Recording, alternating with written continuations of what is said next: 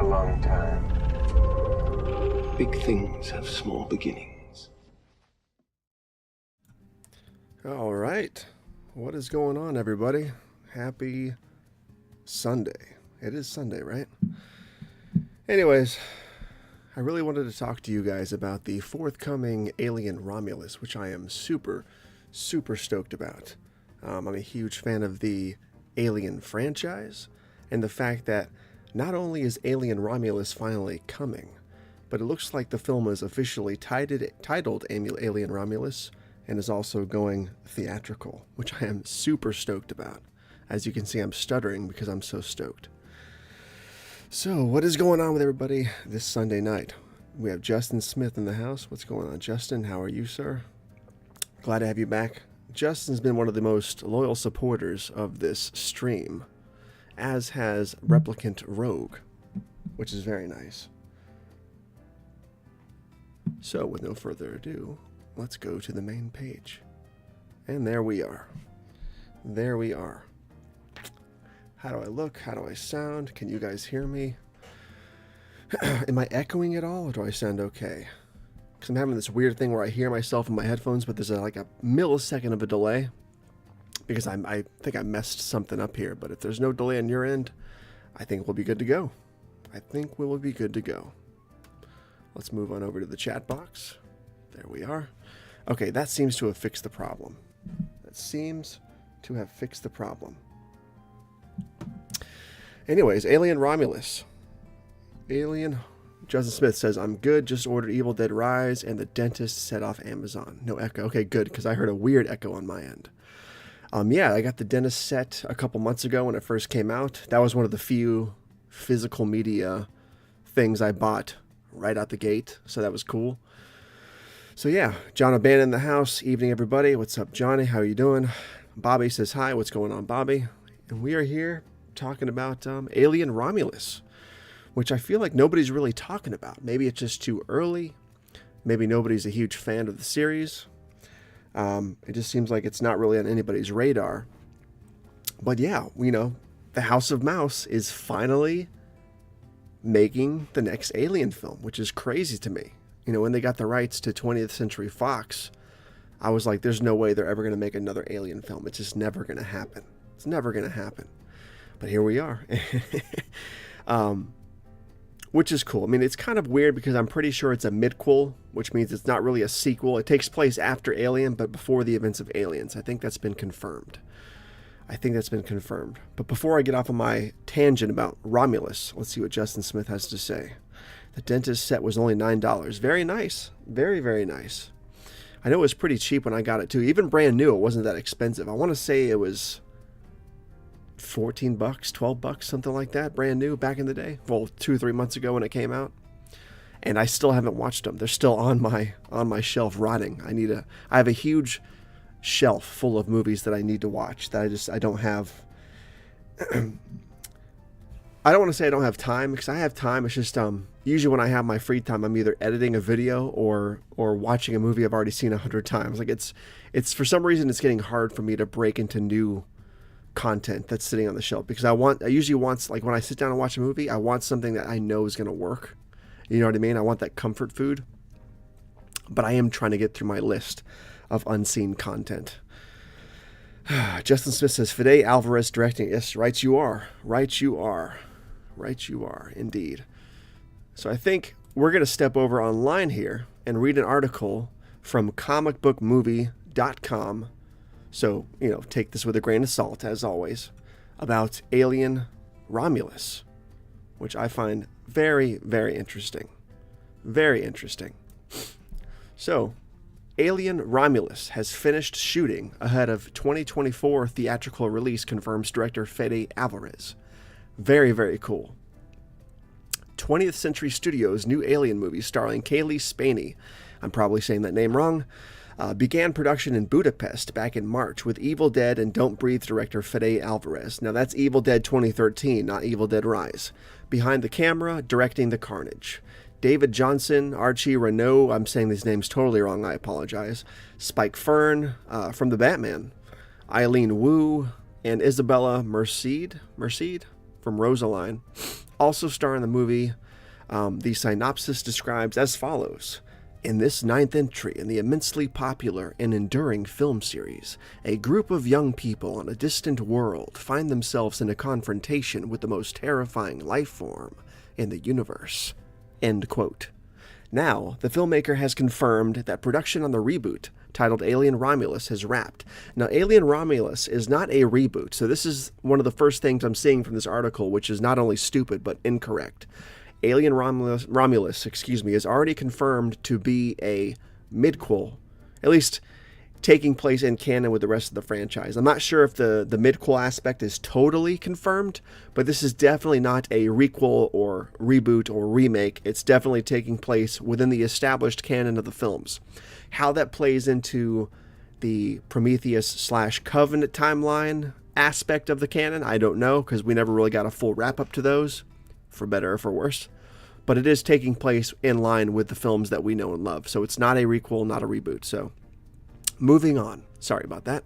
Unfortunately, the photo he shared doesn't reveal any new details. I'm assuming that's the photo of the facehugger, which we'll talk about and get to later. But this latest update bodes well for the movie and hopefully means a first look is incoming. We don't expect anything to drop imminently, though, as it was only last month that Disney confirmed the next chapter in the Alien franchise will arrive in theaters on August 16th, 2024. So there you have it, ladies and gentlemen. We have an official release date for Alien Romulus, which is very cool. Alvarez directs from a screenplay he wrote with his frequent collaborator Rodo Sayagas, Ridley Scott, who directed the original Alien and produced and directed the aforementioned latest 2 installments, Prometheus and Covenant, and Michael Pruce are producing under their Scott-free banner. Brent O'Connor, Elizabeth Cantillon, and Tom Moran all serve as executive producers. It's been previously reported that Alvarez pitched a new Alien movie to Ridley Scott several years ago, with the legendary filmmaker later reaching out to make it a reality. We'd be shocked if there isn't some connective tissue to the original franchise here, but don't anticipate any of these characters having a Ripley as a surname. You can take a closer look at Alvarez's announcement in the Instagram post below, and this is what he posted a few days ago. It's him sitting on his trailer, smoking a cigar that is, and it says, "Time for a celebratory cigar, it's a wrap," which is very cool. So that's a very quick production. It looks like I think all of principal photography took place in Budapest, and they started back in March. So what is that? That's a really, really fast production. Obviously a small production compared to what we've seen before in the past. I doubt they're throwing like, $300-400 million at this thing. There's just no way. There's just no way. But yeah, let's go back to the chat for a minute. I still see Justin's in here. Let's see. Joe Jack. What's up, Joe Jack?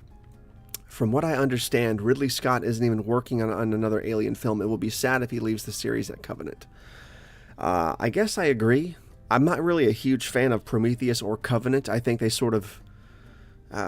I think dilute the franchise is the wrong phrase, but they bring it a little bit too close to the reality of the original film for me. And what I mean by that is, and that's probably a terrible way to say that, is like for me the big thing that made Alien and Aliens and Alien 3 so good was the cosmic mystique of those films. Like, you didn't know where the xenomorphs came from.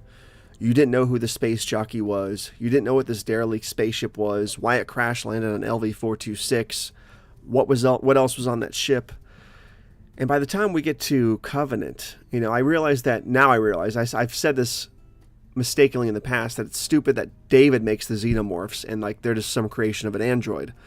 Apparently he didn't actually make the xenomorphs. They had already been created before by the engineers. He was just trying to re-engineer them and what's the word I'm looking for here? Whatever that word is, you know what I'm talking about. He was trying to redo the aliens themselves. So he didn't really make the xenomorphs, but he was responsible for sort of remaking the xenomorphs. But either way, I don't want the birth and rebirth of the xenomorph creatures to be connected to an android. I just think that's lame. I think it's stupid. It takes away the mystique. It takes away the unknown factor about the franchise. It kind of gets rid of a lot of the mysterious cosmic horror aspect of the series, which I think kind of sucks. That kind of sucks. But I'm rambling. I mean, you guys have heard me spew about these problems with Prometheus and Alien Covenant before, but I will say this. After Alien Day this year, after Christian and I did our Planet Dirty Alien episode, I finally went back the next few days and I rewatched Covenant because I was curious. And I hadn't watched it in a while. My rating of the film didn't change. I think I gave it a 6.5 out of 10, which means worth the watch. I still stand by that rating, but I enjoyed the film a lot more than I did the first couple times that I saw it. It was much more enjoyable. And I still think the neomorphs are a really cool design. Those things are fantastic. Very scary.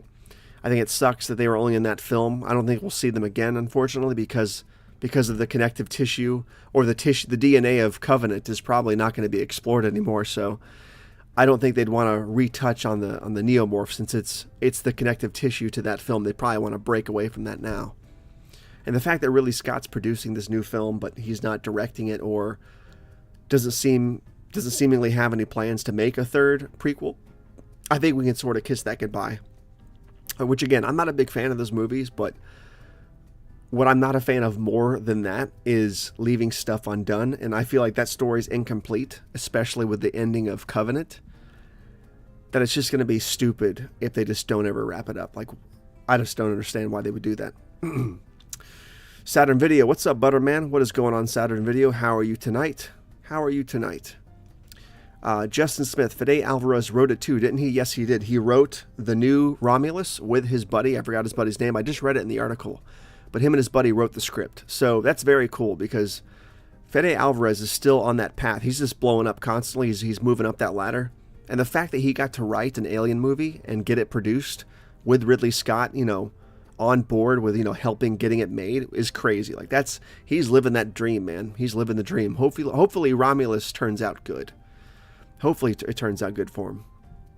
Justin Smith says, would have been nice if it was a direct sequel to Aliens like Blomkamp's Alien movie. I agree, and we're going to get to Blomkamp's Forgotten Alien 5 as well. We will get there.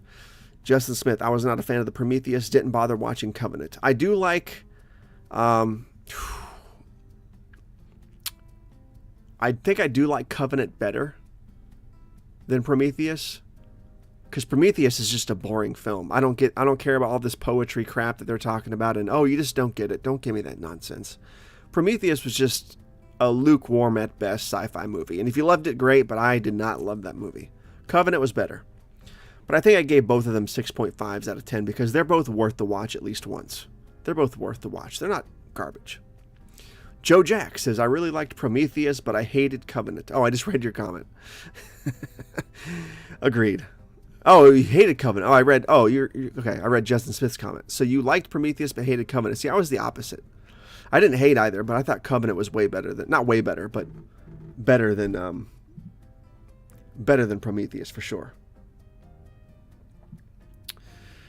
Let's see. Joe Jack, or rewatch Covenant was decent entertainment. Okay. Saturn Video says, how much creative control is Fede Alvarez actually going to have, though? With Disney helming it, it'll probably just be a remake of the original. I hope not. I really hope not.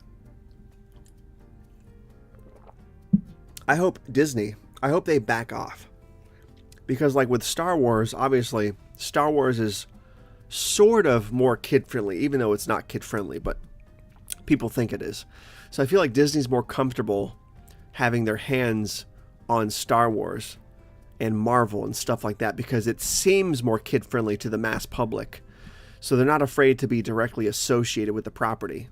I know you don't see the Disney logo before Star Wars movies or Marvel movies, but I feel like it's a well-known fact that Disney has their hands in that pot. But I feel like with stuff like Alien, for example, and movies from 20th Century Fox, which they now own, I feel like they don't want the public to be directly aware that their hands are in the pot of Alien, because Alien is such a gruesome, unapologetic, bleak franchise that I think they're kind of glad that they're going through 20th Century Fox. So I think they're going to try to be as hands off as possible. They're still fronting the money. They're still going to rake up the money, but I think it's going to be sort of a backdoor thing. You know what I mean? They're the mafia taking the cut from the bar next door. So I think that's what it's going to be. Hopefully they leave Fox alone. That would be the best thing, I think. Let Fox just sort of do their thing and let Disney just collect their money. That's what they should do. Because if they destroy the Alien franchise, that's just going to be, come on, like, just don't destroy Alien. They're already pushing it with Prometheus and Covenant. Don't destroy Alien, for God's sakes. Don't destroy Alien. Saturn Video says, that's my biggest... Yeah, exactly. Exactly. Bobby says, was there a movie you first hated when you first saw it, but it came to like later in life? There's a ton of movies I hated. And I bring this up every time. It's not Alien related, but I hated Jason Goes to Hell for 20 plus years. Let's see, that came out in 93. I saw it in theaters when I was 6.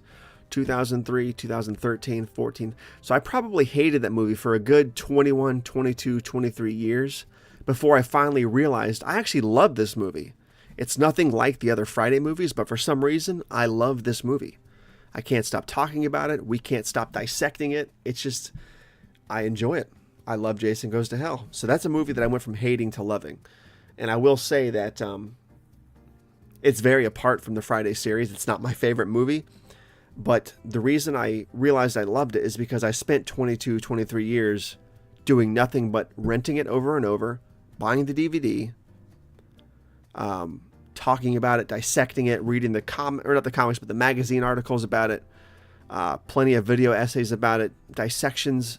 And I realized that I actually love this film. I just think I hate it. I just hate that it took the franchise where it took it. I think that's what it is. I hate that it was the cap of the franchise. You know what I mean? If that makes any sense. But I'll ramble about Jason Goes to Hell soon enough. I will, I promise. I will. Tangents of Horror. What's up? What's going on, Tangents of Horror? Hello and good evening, Tobatto. Likewise. How are you?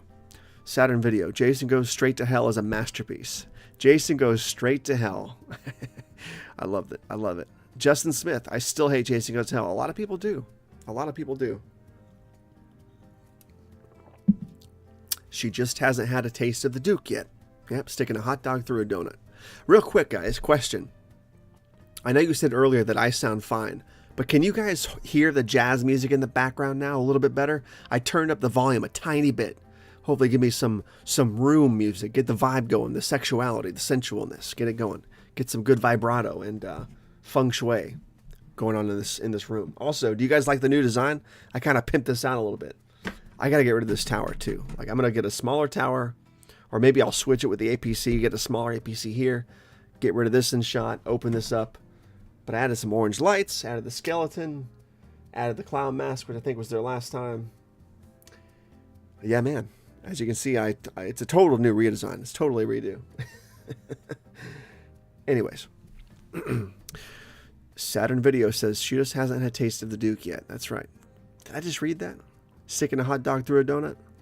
John O'Banion. I enjoyed Prometheus because I watched the movie unaware that it was an Alien film until the end. I was out of the loop at the time. Wow, that's cool. That probably would have been better, actually. We'll get to more of the Romulus stuff in a minute, guys, but I really want to touch on this Prometheus thing while I have the floor, because I've said this before. Prometheus had the perfect opportunity to be a direct prequel to Alien. Ridley Scott had intended that at first, so it wasn't his fault that it turned out like that. That was meddling producers that made it happen. He did have it take place in LV-426. The derelict ship that crashes at the end of Prometheus was going to be the same ship. The space jockey was going to be the same space jockey that gets face hugged and gives birth to an alien through his chest. And we were going to see that xenomorph at the end of the film. That would have bookended the film leading right into Alien. But they wanted to open it up, make it loose, make the ties to Alien looser, and give sequel bait, and open it up for sequels in and of itself. So that's why it was changed and became something that wasn't a direct sequel. So for a long time I did blame Ridley Scott, but it was not Ridley Scott's fault. But we'll get to more of that later too. Joe Jack, it's called Stockholm Syndrome. Maybe. But I think there's just too much to love about Jason Goes to Hell. It's crazy. It's wild. It's zany. The acting is atrociously good and bad at the same time. The cast kicks ass. I love Harry Manfredini as a composer, but you can tell in Jason Goes to Hell that was sort of the beginning of him using keyboards and synthesizers versus an orchestral score. versus an orchestra for the score. So it has that really wonky early 90s synth vibe to it, which does not sound very good, but you hate to love it. I think Jason looks really cool for the 5 minutes he's on screen. I think he looks really cool. The melted, all that shit, Toxic Avenger look, it's awesome. I think the house set at the end is really good. The Freddy cameo is really cool. I think the effects are really good too, and the gore is really good. I just think it was too non-Friday for people at the time, and still to this day. Like I said, I still don't consider it really part of the canon of the mainline franchise, but it's a fun entry. I would be lying if I said anything else about it besides I love it. I would be lying. Justin Smith, Jason Goes to Hell is the worst F-13 movie, followed by the remake. I don't know. I actually think I put Jason Goes to Hell above the remake. The remake is just so boring to me. It's just so boring. I need to reassess it, though. Joe Jack says, Jason Goes to Hell is fun, but when I'm doing a serious rewatch of that movie, it doesn't fit at all. Yeah, it's correct. It does not fit with the mainline canon at all. Saturn Video says, you need a haunted mask on that wall. I do. I have one of the one of the hard shell plastic haunted masks from the 90s in my garage. I need to put that up here because that would fit perfectly, like right here in this spot. Maybe over here. But the rubber masks wouldn't really fit very well. I don't think so. Bobby says, do you have a comfort movie? I think you asked me this last time, Bobby. Correct me if I'm mistaken, but I'll answer you again. I have several comfort movies, a ton of them. I'll name them off right now. There's about 10 or so that I really consider comfort films. Jason Lives, as always. Jason Lives, Wayne's World, Wayne's World 2, The Addams Family, Addams Family Values, High Fidelity, So I Married an Axe Murderer, The Burbs is a huge comfort movie. The Doors is a huge comfort movie. And that's pretty much it off the top of my head. Those are my big comfort movies. As weird as that list is, those are my comfort films for sure. Justin Smith says, Kenny Powers is in Prometheus, isn't he? I don't know. Let me go check. Or is that an inside joke that I should know about? Oh, god damn it. This guy. You know, I've never seen that show. Eastbound and Down with McBride. I've never seen that show. That's why I didn't get the reference. No, he is not in Prometheus. He is in Covenant. Justin Smith says, the girl at the beginning of Jason Goes to Hell that Jason Chase scene is in Witchcraft 2. I forget her name. Yeah, she was also in, I forget her name too. She's also in Roadhouse. She's the blonde that's dating the bad guy. Let's see. What is her name? Her name is, stand by. Her name is... God, now I just want to watch Roadhouse again. I love that movie.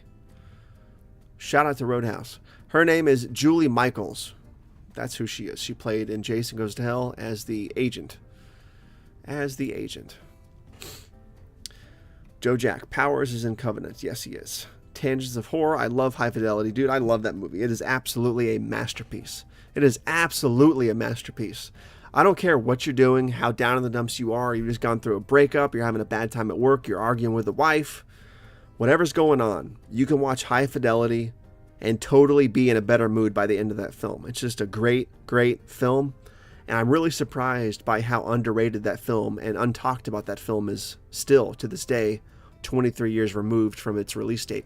Because that movie came out in 2000. And I feel like it sort of went under the radar a little bit. Like, it was well received and stuff, but I feel like it should have been a smash hit.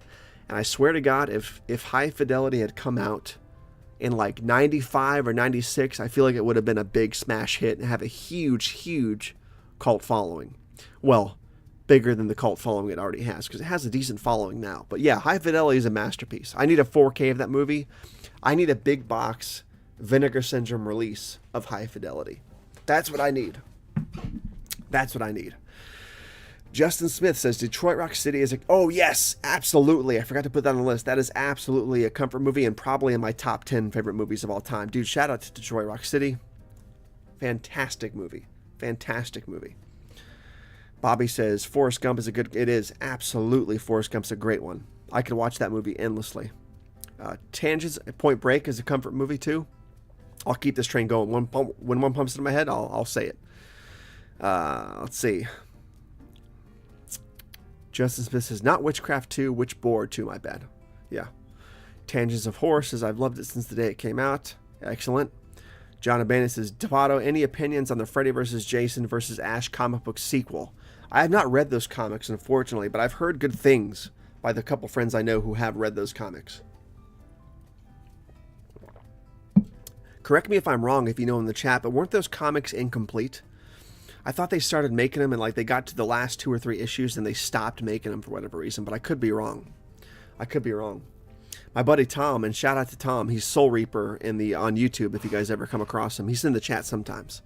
But Soul Reaper got me these, or excuse me, Tom got me these. He went to a convention years and years ago, like 2007-ish, and got me this 3-pack of these badass Friday the 13th comic books. And he got the artist and the writer of the comics to sign it for me, all 3 of them. It's killer. I'll bring them on the stream like whenever I remember it. I'll bring them on the stream. Joe Jack says, I could see Arrow doing High Fidelity. That would be perfect. Maybe even, and I guess they wouldn't do this, but High Fidelity seems like something that Criterion might release. Sort of like The Irishman 4K. I think, or that's not a 4K, but The Irishman released on Blu-ray. I could see them doing something like that, because High Fidelity sort of has a weird, quiet prestige to it that I could see Criterion doing. Justin Smith says, Army of Darkness is a comfort movie. That's a great choice. Army of Darkness is absolutely a comfort film. Absolutely. Saturn Video says, I have a couple issues of the Fright Night comic book back in 1989. That is sweet. Do you still have it, Saturn? Or do you not have it anymore? Bobby, was there a movie that helped raise you? Tons of movies. Tons of movies. And again, I'll bring them up. But as far as movies that raised me, it's probably the same list. But first and foremost, probably the Wayne's World 1 and 2 and Addams Family 1 and 2. Those first 4 movies those movies absolutely raised me. Like those are a phenomenon in my brain still. Like they're in my DNA. Planet CHH in the house. Greetings and salutations. Greetings to you, sir. How are you doing on this fine and swell Sunday night? Fine and swell Sunday night indeed. All right, back at it. Let's see, where were we at? We were talking about Romulus from comicbook.com. Let's see if this website has anything else to offer us. We are on, we're on Alien vs. Predator AVP Gallery. Check it out. Romulus was initially announced as a straight-to-Hulu release back in March 2023, but Fede Alvarez's upcoming Alien film had been rumored to be changing its release destination, which is now confirmed. Awesome. Fantastic. I love the fact, I can't believe, and this is sort of a redundant article. We're not going to read this because we sort of already covered this in the comicbook.com thing. But the fact that this movie started out as a Hulu thing and is now going wide theatrical release blows my mind. It's sort of what's going on with a lot of these straight to DVD or straight to streaming films, right? Like Evil Dead Rise is a good example. I know there's other ones too that were scheduled for streaming, but then they had more faith in them and they took them wide and they made a lot of money. Alien needs to remain theatrical. It cannot go straight to streaming. Like, I realize that a lot of movies find success on streaming and the franchise doesn't really suffer from it, but like, think about the Predator movie Prey. Like, I wasn't the biggest fan of that film. I still haven't finished the whole thing, but I enjoyed what I saw. I don't think anything can touch Predator 1 and 2, but that's a whole nother argument. But Predators, which is Predators 3, the AVP films, The Predator, which I still haven't seen, probably not going to, and Prey. Besides Prey, all those movies had theatrical releases, and they did pretty well. Ratings-wise, not very well, but they always made their money back, and a lot more than that.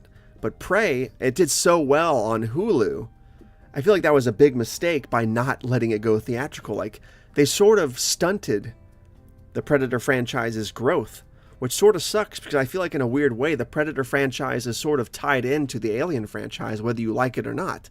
So it's weird that I think maybe this is a learning curve. Maybe they realized that was a mistake. They're like, we can't do this to Alien. We have to make this go wide. Because I do want to see the Predator franchise return to the big screen with a prestige, well-made, well-crafted film that's not like AVP films, Predators, The Predator. Even though I liked Predators, I want something on the level of 1 or 2. I really want that, and I want it to be theatrical, not streaming. So I'm so glad that Romulus is coming to theaters. That's awesome. Now let's check into, and I'll go back to the chat in a second. I can't see what you guys are saying, but I will get back to you. So here's the Alien Romulus's IMDb page, right? And I don't think this is this really an official teaser poster? This cannot be real. Or is this something that somebody just uploaded? Either way, it's pretty cool. But it seems a little bit Covenant-y. So I'm not sure if that's actually official. If it's official, let me know in the chat. Either way, it's pretty cool. Let's check out the cast though. Let's check out. So there's that promo picture. This is filmed. This was released on Alien Day. This is from the set. The set looks good. It looks like it should. There's the Wayland. Looks like the Wayland W right here. The facehugger design looks pretty cool. From what we're seeing here, obviously this is a prop. It'll look way better on screen most likely. But there's something a little bit too rubbery, and it loses a little bit of that that steampunk, not steampunk, but like organic, that organic industrial look it's supposed to have. It looks a little bit too smooth and polished. That was my problems with the face huggers of like the AVP films. They just looked a little bit too smooth, which is very strange.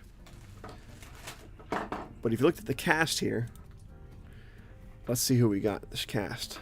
A lot of weird names that I don't even recognize. So Kaylee Spaney, Isabella Merced, Archie Reynolds, David Johnson. I don't know any of these people. I think they're a bunch of young kids, I guess. I don't know. Pretty strange. I'm not the biggest fan of kid casts. I think they can be annoying a lot sometimes. Obviously, like the It movies are an exception, but you can either do very well or go really wrong with kid casts in movies. So hopefully they do a good job and they don't make these kids like insufferable little wine bags in the film, because that would be a disaster. The movie would just fail. So hopefully they don't do that. But again, I have faith. Fede Alvarez, let's see what else he's done. He's done a pretty good job so far with what I've seen. Evil Dead especially. Evil Dead is just a masterclass, man. Masterclass. Anyways, let's go back to the chat and see what's going on. Now I'm back. Here we are. Where was I at? Saturn Video says, I have the first issue on hand. I lost a couple boxes in a basement flood years ago. That sucks. That sucks. John O'Banion says, I have a ton of Fright Night comics. They are fantastic. Very cool. Very cool. Joe Jack, this new Alien movie is going to be similar to the Prey movie, I bet. Yeah. I hope not.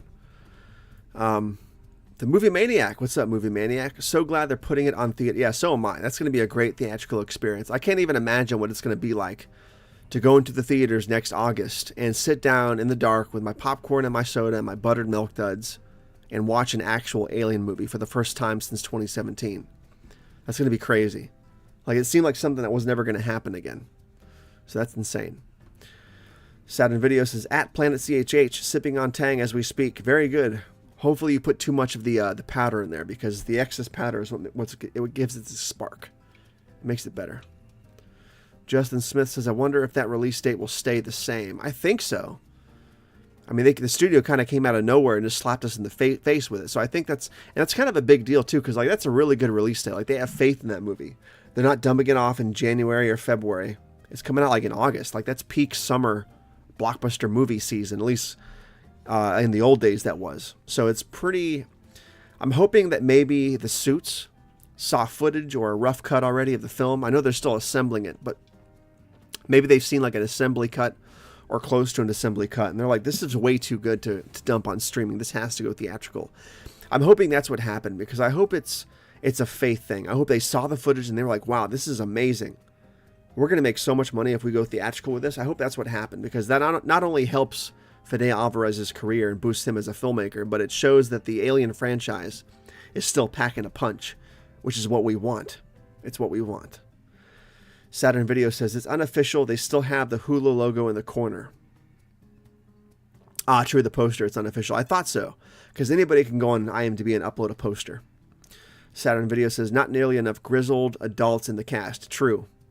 I'm sure that'll change. I doubt it'll just be the kids, because I doubt they're going to have a bunch of like teenagers flying around like on spaceships and like, but it could be something like if they're on LV-426 and maybe it takes place, if it actually takes place in between Alien and Aliens, they could say something like, this is the group of, like, because remember in the Aliens director's cut, the extended cut where we actually see Newt's parents come back from LV-426 or from the derelict spaceship and they have the face huggers on their face, or the dad does.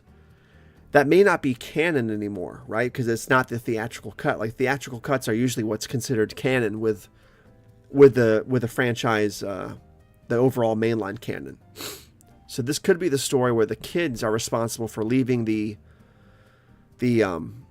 civilian base on LV-426 and finding the derelict ship and then bringing the aliens back to the colonists' colony, and that leads directly into Aliens. That could be what's going on here. I don't know, but that could be what's going on. That would actually be kind of cool. I think midquels pretty much don't justify their existence because it's just another story, but that story would justify its existence because we'd see what would happen. That would be very cool. It'd be kind of stupid because they decanonized the Newt parent stuff, but again, that wasn't theatrical, so they could use that as their argument, and it would be pretty valid. It would be pretty valid, unfortunately. Justin Smith, never heard of any of those people. Exactly. Can't afford the buttered milk duds, or can't forget the buttered milk duds, excuse me. Absolutely. Absolutely. Bobby, we talked about CGI versus practical effects last stream.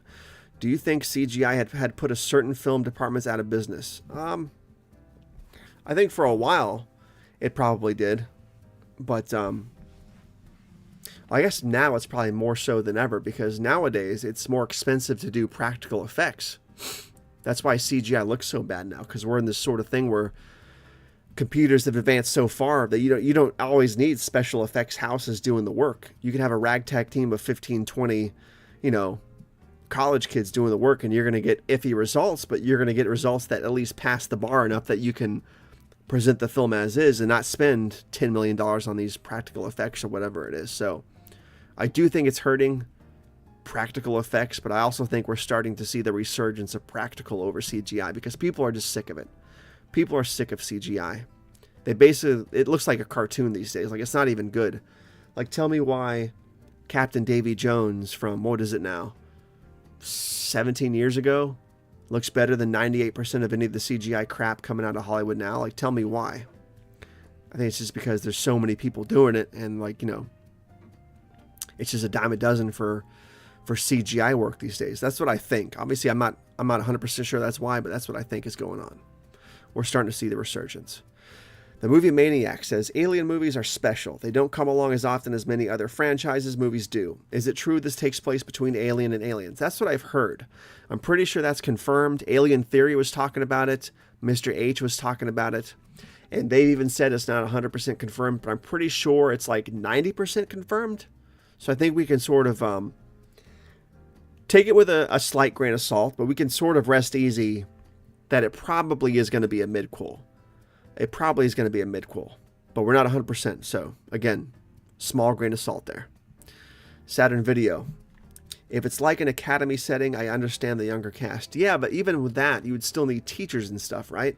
So if they do a situation where the movie takes place from them, like if they're going somewhere to explore this old haunted ship they found, and it's sort of like those movies where teenagers leave their parents' house in the dead of night to go explore like the haunted schoolyard or something like that, some kind of abandoned place.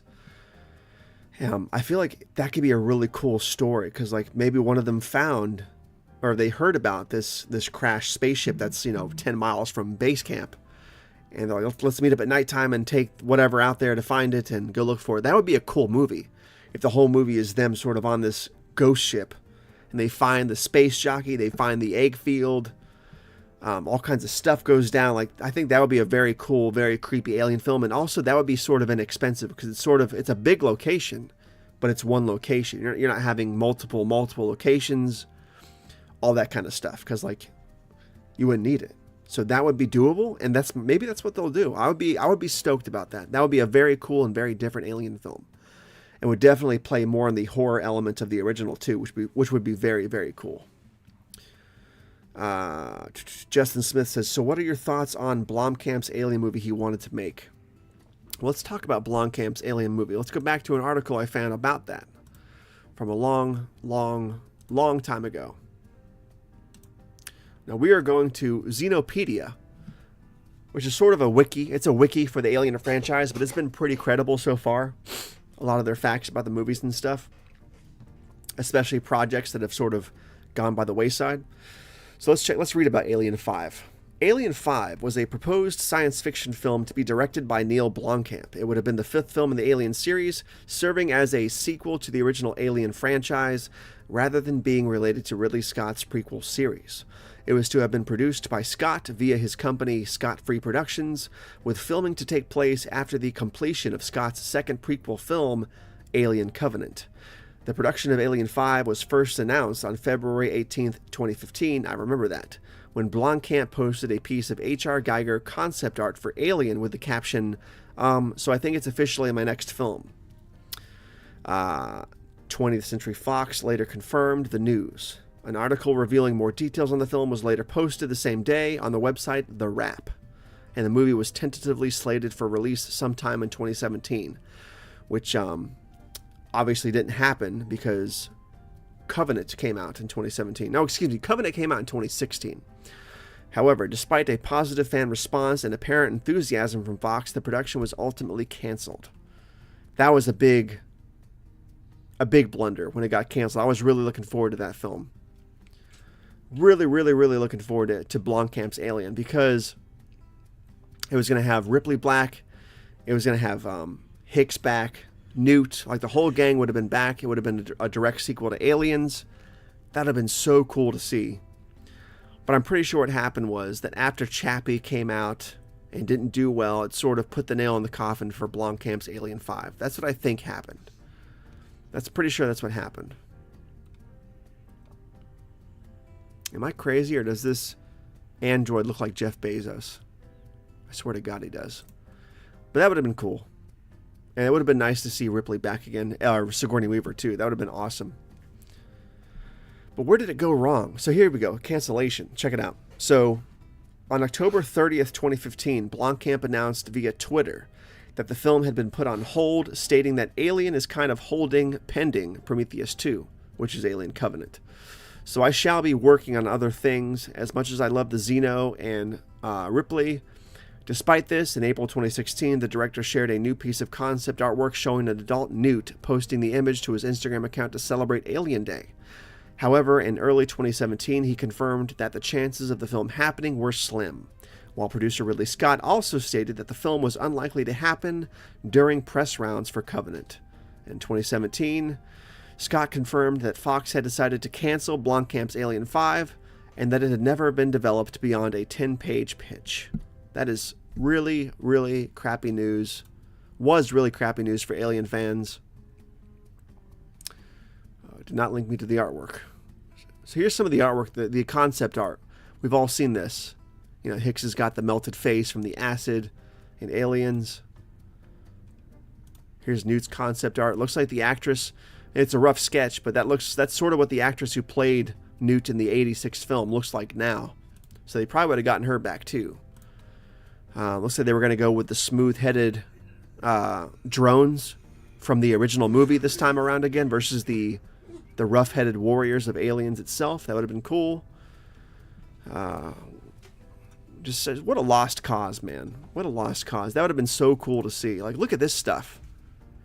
This sort of reminds me of like the snake alien from the Aliens action figures in comics way back in the day. That sort of looks, that's crazy. That's crazy. These are sort of neomorphish. Like, look at that, man. Like, this is cool stuff. What a shame, man. Look, that's sort of like a space jockey-ish xenomorph right there. Some more Ripley concept. That's sort of resurrectionist to me. Cool, man. What a shame. Just to go and live in that world again, post-Aliens, would have been so cool. That would have been so cool. Like, again, I'm still excited about Romulus. The whole point of this stream is to talk about Romulus, but like the fact that it's a mid-cool, or at least we think it's a mid-cool, it's still sort of, it's not exactly what I wanted. Like, Prometheus didn't scratch the itch. Covenant didn't scratch the itch. Romulus will hopefully be really good, but it probably won't scratch the itch because I want a continuation of either Alien Resurrection, which is never going to happen, or Aliens. You know, give us a diverging timeline, if you will. So choose your own story. So once you get to Aliens, you can either go Alien 3, Resurrection, or the Blomkamp idea, and so on and so forth. I think that would be really cool. I just want to be in a post-Aliens world with Hicks and Newt still alive. That's what I want. But probably never going to get that. Probably never going to get that. Let's see. Where are we at? Where are we at? Joe Jack says, Ridley Scott just finished Napoleon. And then he's doing Gladiator 2. That's right. And he's 85 years old, so Covenant may be his last word on it. Yeah, he's not doing any more Alien films. If he does, I'll be very surprised. The Movie Maniac says, would you be okay with a digitally de-aged Burke getting the call that they've lost contact? That would be a very, very cool thing to do, man.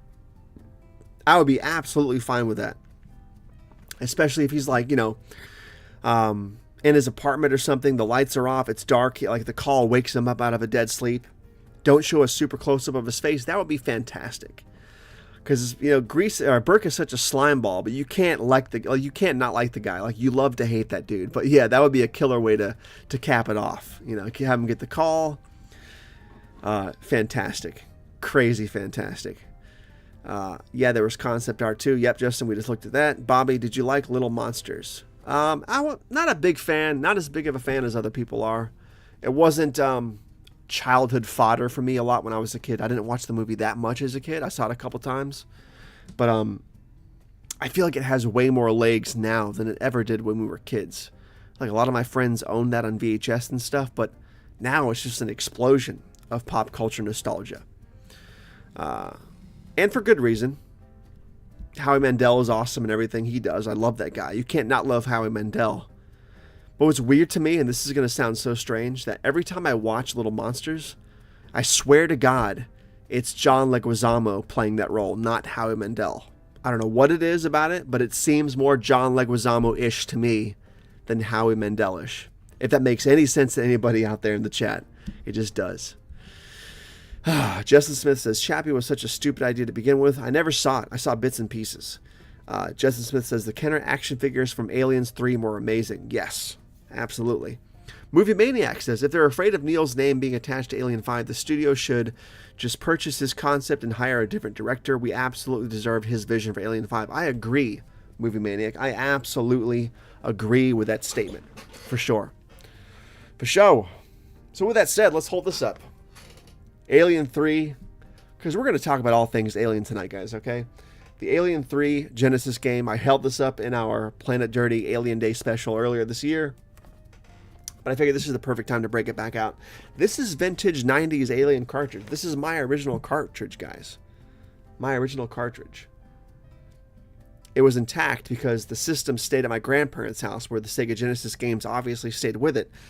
So they didn't get trashed or lost in the 13 to 14 plus places I moved around to as a kid. But yeah, look at this. There's the cartridge.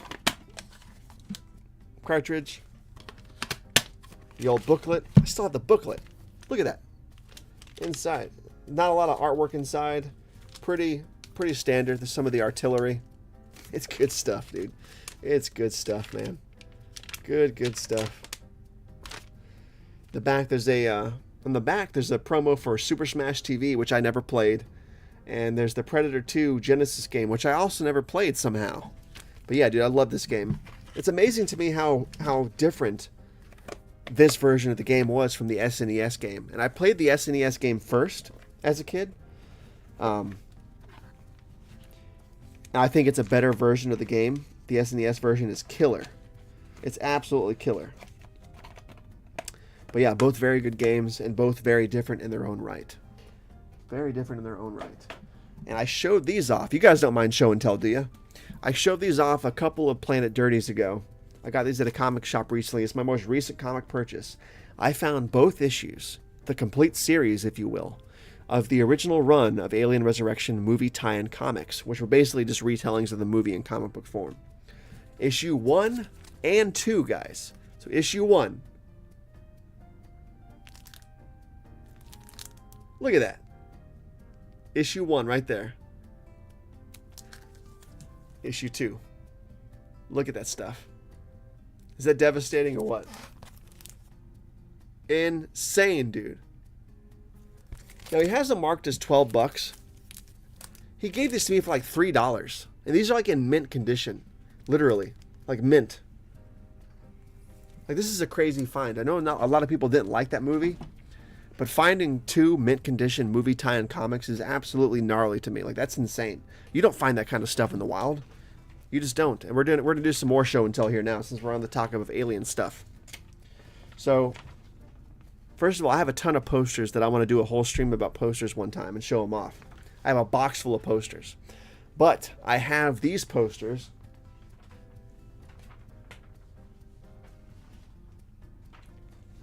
This is very appropriate for the channel. Or for the stream tonight. So, check this out. This is this, right? And this is going to blow your mind. So here's that cool little Alien vs. Predator. On the back it has this. It's like a promo for posters, I guess. It folds out to a 2-page sort of calendar style alien poster. It folds out more. And this is one piece of paper. It folds out more. And it has this sick, look at this. I'm not a fan of AVP Requiem, but look at this poster. Look at that. Japanese, no less. At least I'm assuming Japanese. Tell me that's not insane. Look at that. But that's not all, guys. It folds out even more than this. Even more than this. Here, let me go to a bigger screen so you guys can see me better. It folds out to a big size.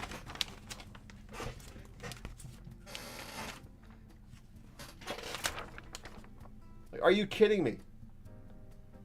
Tell me that's not insane. Look how big this thing is, dude. I'm at the hockey mask with this finger. This finger is almost out of frame. Again, AVP Requiem is not my bag. I'm not a huge fan of that movie at all. But insane poster. Insane poster concept. This had to have come out of some kind of magazine. I just have no idea what magazine it came from, but I figured I would bring that out.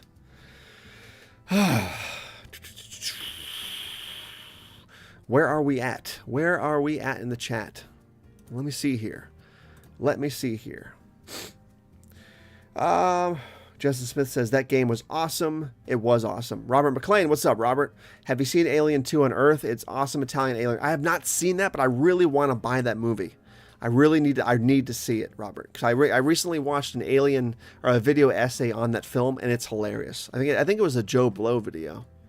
But I need to watch it. I need to watch that stuff for real. I really do. I really, really do. Relax in Sleep Time says Sega Genesis had the best case covers. They do, because they last, right? I mean, the SNES things kind of sucked because they were cardboard, so they just flattened and, eroded and fell apart and all that stuff. But these are like hard plastic. They're not going anywhere, man. They are not going anywhere. Is it CIB? CIB. Why am I being ignorant about CIB? What is CIB? Excuse me, my pop filter's falling down. Techno, they call these guys. User error. User error here. Hey, there we go. Was there only 2 comics? Yes, there was, because it even says here. It says on the comics, 1 out of 2, 2 out of 2. There's only 2 comics for the movie. Crack those bad boys open. Done. Movie Maniac. Maybe both versions have their strengths. Perhaps I've been playing the SNES version for too many years and missed playing the Sega one. I used to play both. Same, but I swear to God, the SNES one is just, it's bar none the better game, I promise. It's just got a better soundtrack, better pace, the controls are better, the graphics are better, just the playthrough style is better. It's just a more enjoyable experience than the Genesis, in my opinion. Justin Smith, I still wish I had all of my Kenner Alien figures. You know, I have a lot of mine still, but they're obviously out of the box and they're scattered around toy boxes in the attic and stuff. I need to dig them out. John O'Banion says, the Alien arcade game was a great shooter. I think it was called Armageddon. I don't think I ever played that, but it sounds cool. Justin Smith, that's cool. Thank you very much. Joe Jack, speaking of which, the action figures, do you have any of the old ones? I had Bishop, Drake, they came with badass guns. I had a lot of them. I don't know where they are. The ones I do have obviously have lost all their accessories and have no boxes, but they're in the wild in toy boxes somewhere, or they're gone. But I need to dig them out and look for them. I had like the Mantis action figure, a couple of the Gorilla Aliens, the Queen Alien, the Flying Queen Alien. I think the Flying Queen and the Gorilla Aliens were my two favorite kinds. I had the Snake Alien. There was like the Panther Alien that shot its head off. There was the Crab Alien. It was like a facehugger crab kind of thing. So many good action figures, dude. The Predator ones were great too. We had it made in the 90s and we didn't know it because we had a slew of great action figures. Think about that. We had great Aliens action figures. We had great Predator action figures. We had great Terminator 2 action figures. Like, people forget about those ones, man. Those things were off the chain. And we had great Swamp Thing action figures, which were my bar none favorite action figures of all time. The Swamp Thing action figures blew my mind. They blew my mind. The Movie Maniac says, wow, that horizontal version of the AVPR poster you have is beautiful. Thank you very much. Have you considered framing it? It is my least favorite of both series, but that's simply amazing. I haven't thought about it, but I might now. That would be very cool looking. It's a big poster too, man. Bobby says, do you have tattoos? I do not. I do not have tattoos. Justin Smith says, complete in a box. Saturn Video said, duh, I should have known that, Justin. My bad. Saturn Video says, complete in a box with the manual. Yep. Even with the hanging tag thing. And the manual. And my sanity. Joe Jack says, I still have my original Genesis collection, and it's because of those cases. Exactly. All of my Nintendo boxes were tossed. I think I just tore into them like wrapping paper. I think we all did. Joe, I think we all did. Justin Smith says, that's like RoboCop versus Terminator. It's better on SNES than Genesis. Agreed. Agreed. Most things are better on SNES than Genesis. Like Mortal Kombat 2 is 10 times better on SNES than Genesis. I still like the Genesis version. With that said, Mortal Kombat 1 is 10 times better on the Genesis than it is the SNES. And when it comes to Mortal Kombat 3, the regular version of 3, it's terrible on both systems. But Ultimate Mortal Kombat 3 is better on Genesis than it is on SNES. I will say that. I will say that. Joe Jack. Oh, wait. See, I'm in the wrong part of the chat. Bobby. I'm asking non-alien related questions because I'm not a fan of this franchise. That's okay, Bobby. Fire away. Fire away. Justin Smith, I've had so many Terminator 2 action figures. I still have my last action hero figures too. Excellent. That's awesome. You should do a video on those, Justin, and show them off. Do you guys remember the Terminator 2 action figure that had like the, you could like pour in the goop and it would turn into his flesh, and then you could like peel the flesh off of the skeleton? Dude, that was so sick. We had it made, man. We had it made and didn't even know it. We didn't even know it. Saturn Video says, favorite Mortal Kombat and who's your main? Favorite Mortal Kombat game? Oh, that's a hard question. No, it's not a hard question. For me, it's Mortal Kombat 2 on the SNES, hands down. My favorite character would be Reptile, I think, at least in that game. It's usually Scorpion. Scorpion's usually my go-to guy. But in Mortal Kombat 2, Reptile and Baraka just have it, man. Reptile and Baraka just fucking own that game. They own that game. Also, fun fact, the introduction to both Noob Saibot and Jade are in the original Mortal Kombat 2. Favorite movie would be Mortal Kombat 1995, obviously. And my favorite Mortal Kombat piece of music would be the Mortal Kombat soundtrack done by the Immortals entirely. It was not for the movie. It was not for necessarily the game. It was sort of a CD soundtrack with all the characters, had songs for all the characters on it. Really cheesy, early, mid to 90s techno songs on it. Really cheesy vocals, but I love every track on that thing. If you haven't heard it, it is wild. It is totally wild. Absolutely wild. Where am I at? Joe Jack, I almost always prefer the music on the Genesis version to the SNES ones. I can see that. Bobby says, no tattoos. You should get your back covered with the Pet Sematary 2 DVD cover and show Nick. Ha! No tattoos for me, man. I'm just, my fiance has a lot of tattoos. I'm just not into them. I don't want them on myself. I'm weird about stuff. So if I get like a wrist tattoo or an arm tattoo, I'll be constantly looking at my arm thinking it's dirt or something. I'm just too, I'm too OCD about that kind of stuff. I would not want that stuff on my skin. But maybe, you never know. Maybe when I turn 50 and get really old and folded, I'll get sentimental and want tattoos or something. I don't know. You never know. I'm gonna get a Edward Furlong Crow Wicked Prayer tattoo on my back. That's what I'm gonna get, Bobby. That's what I'm gonna get. Justice Smith. Yeah, that was a playset where you could make Terminators. Yeah, fantastic playset. Saturn Video says Reptile. He's always been my favorite. Dude, Reptile was a beast in Mortal Kombat 2. An absolute beast, man. Everybody in that game just got fucking rolled by Reptile. Reptile was no joke, man. He was no joke in Mortal Kombat 2. He was no joke at all. He was no joke at all. Now I just want to go play Mortal Kombat 2, man. Isn't that insane? With that said, I would really like to recommend you guys a killer Alien exclusive YouTube channel. If you guys are watching this, you probably already seen this guy. He's got a ton of subscribers. Ton of videos. His name is Alien Theory. He does a lot of really crazy, incredibly well-made, well-versed, well-written, well-spoken videos on and around the Alien franchise, from comic books to novels to novelizations to the movies to all kinds of, expanded world content. Alien Theory is where it's at. It's one of my go-to YouTube channels I check pretty much every day. Killer channel. Highly recommend this channel if you're into aliens like me. Plethora of just great content. Plethora of it. So highly recommend this channel. Highly recommend this channel. So yeah, absolutely. Go subscribe and watch Alien Theory. His stuff is killer. His stuff is killer. And with that said, I want to share with you guys a couple of things I have coming up on the channel regarding Alien. I don't know when these are going to come out. Maybe a week, maybe 2 weeks from now, but I have this one coming out.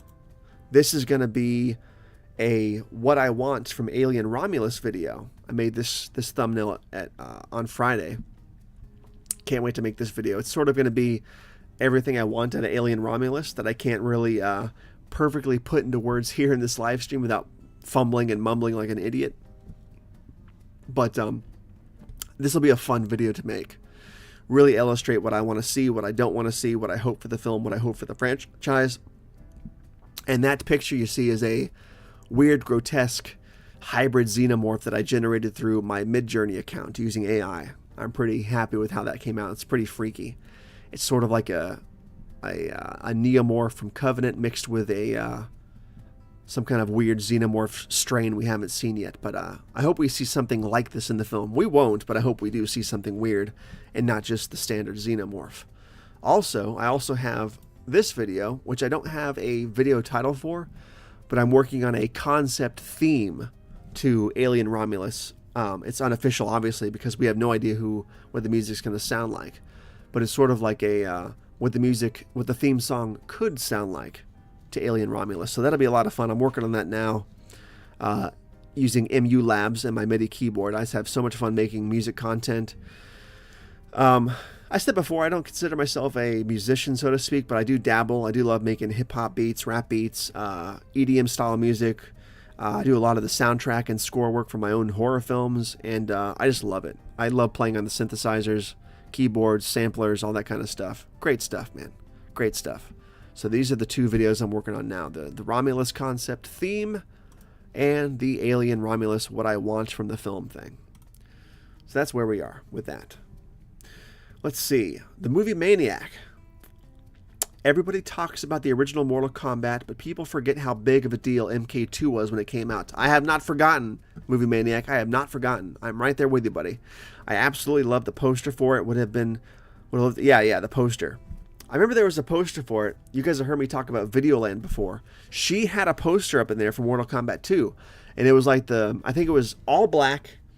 The dragon logo was barely illuminated by the lightning. I think it was just that, and it had, I'm not sure if it had the Mortal Kombat 2 logo on it. It might have just had a 2 and a release date.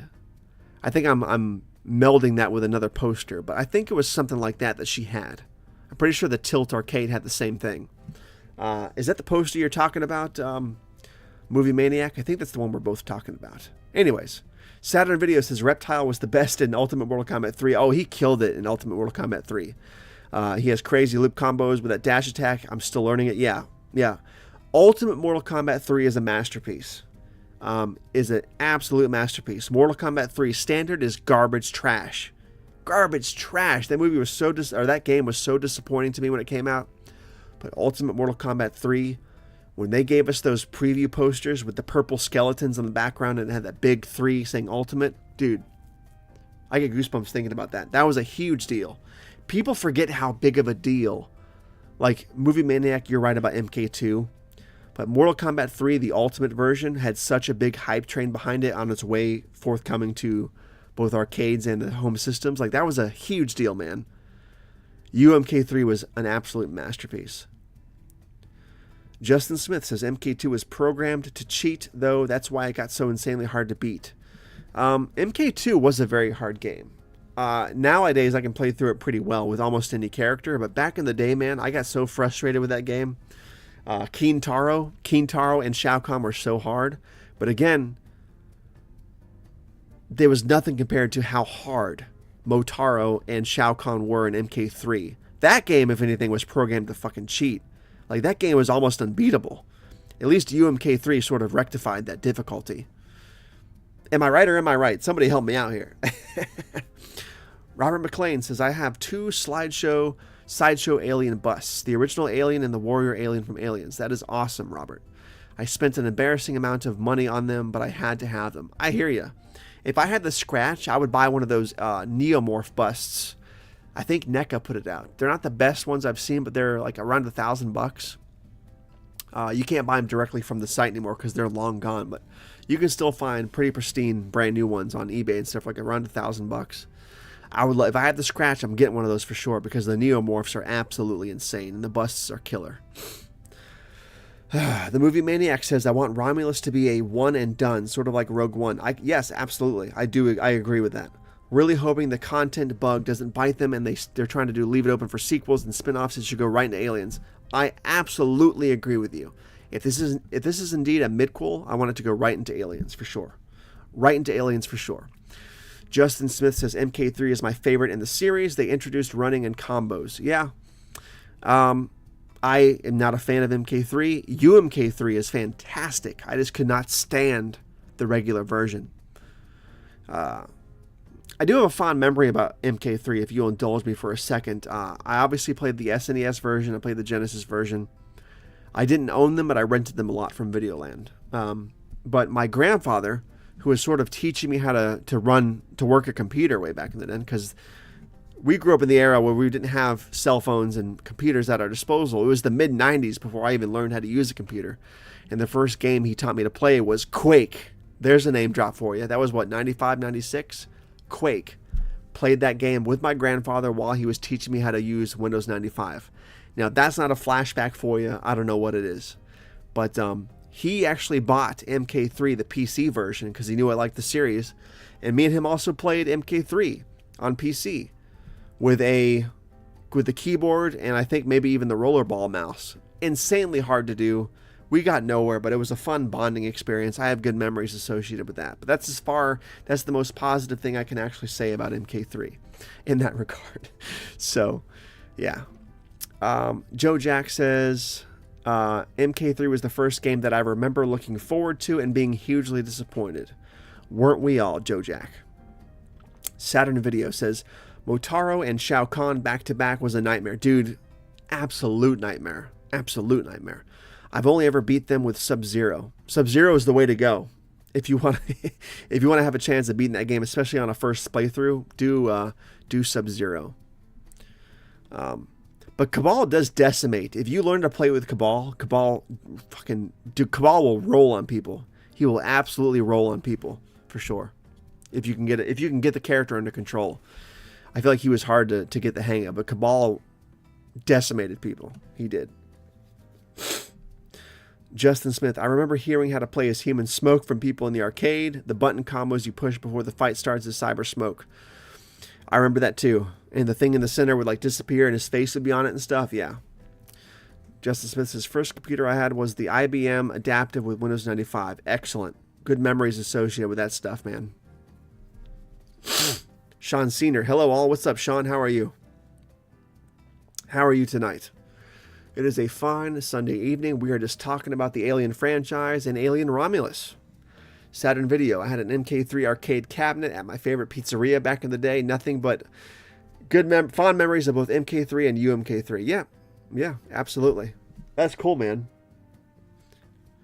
That's a totally 90s thing to say, too. We had an MK3 arcade cabinet at my favorite pizzeria. Like, that's not something you can say today. You can't say that today. We don't have pizzerias like that anymore with arcades in them. Like, that doesn't happen. You say that line to a Gen Z today, and they're like, what are you talking about? First of all, what's a pizzeria? Second of all, what's an arcade cabinet? And again, I'm not trying to hate here. I'm not being a hater. I'm just being old and folded and saying that it's crazy that we actually got to experience that stuff. Like, we lived in a world where not only did we hang out at Tilt arcades and spend way too much money on these stupid games, but we actually got to go to restaurants and pizzerias, hang out, eat food, and play some of these games while doing so. That is not a thing anymore. At least not around here where I live. It's not and hasn't been for 25, 30 years now. It's insane, dude. It is absolutely insane. Absolutely insane. What I want to get to now, and I think I'll try to keep the volume down so it doesn't impede too much. I want to invite you guys on a nostalgic journey with me to talk about one of my favorite SNES games of all time. One of the only Aliens games I played back in the day. One of my top 10 favorite games of all time. Sort of Streets of Rage-ish. It was called Aliens vs. Predator for the SNES. Absolute 10 out of 10 game. Absolute fun. Does anybody remember this game? Let's watch a few clips. And I'll try to keep the volume down for this. So here we are. If you guys can hear that in the chat, let me know if you can hear that music playing. And if it's too loud or competing with my audio, let me know.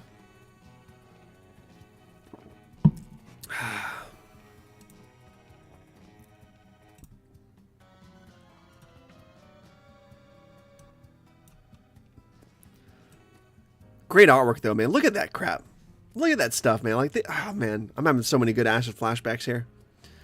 I had this game on the Raspberry Pi, and it is an absolute joy to play. Matter of fact, I had the cartridge up on the shelf somewhere. I should have dug it out for this stream. But I do have the cartridge of this game for the actual SNES too. But the Raspberry Pi works just as well as having to dig out the old system.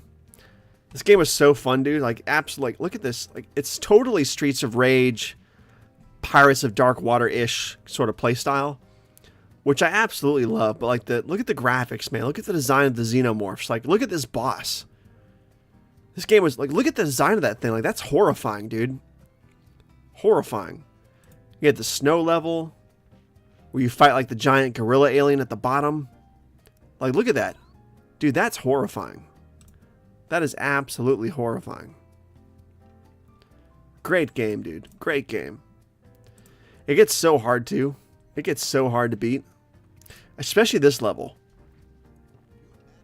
Oh, we have an ad. But you get the point.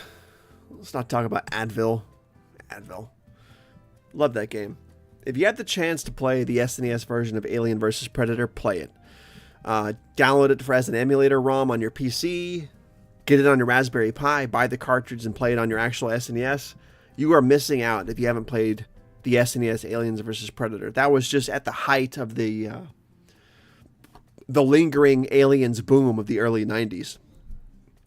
Because in the early 90s, before the release of Alien 3, we were in Alien Mania with all the action figures, the comic books, The Predator movies, like Predator 2 had come out in 91. Predator 3, or Alien 3 was on its way in 92. There was just a boom. And the AVP video game just came out in that sweet spot. I think it came out in 92 or 93. Such a good game.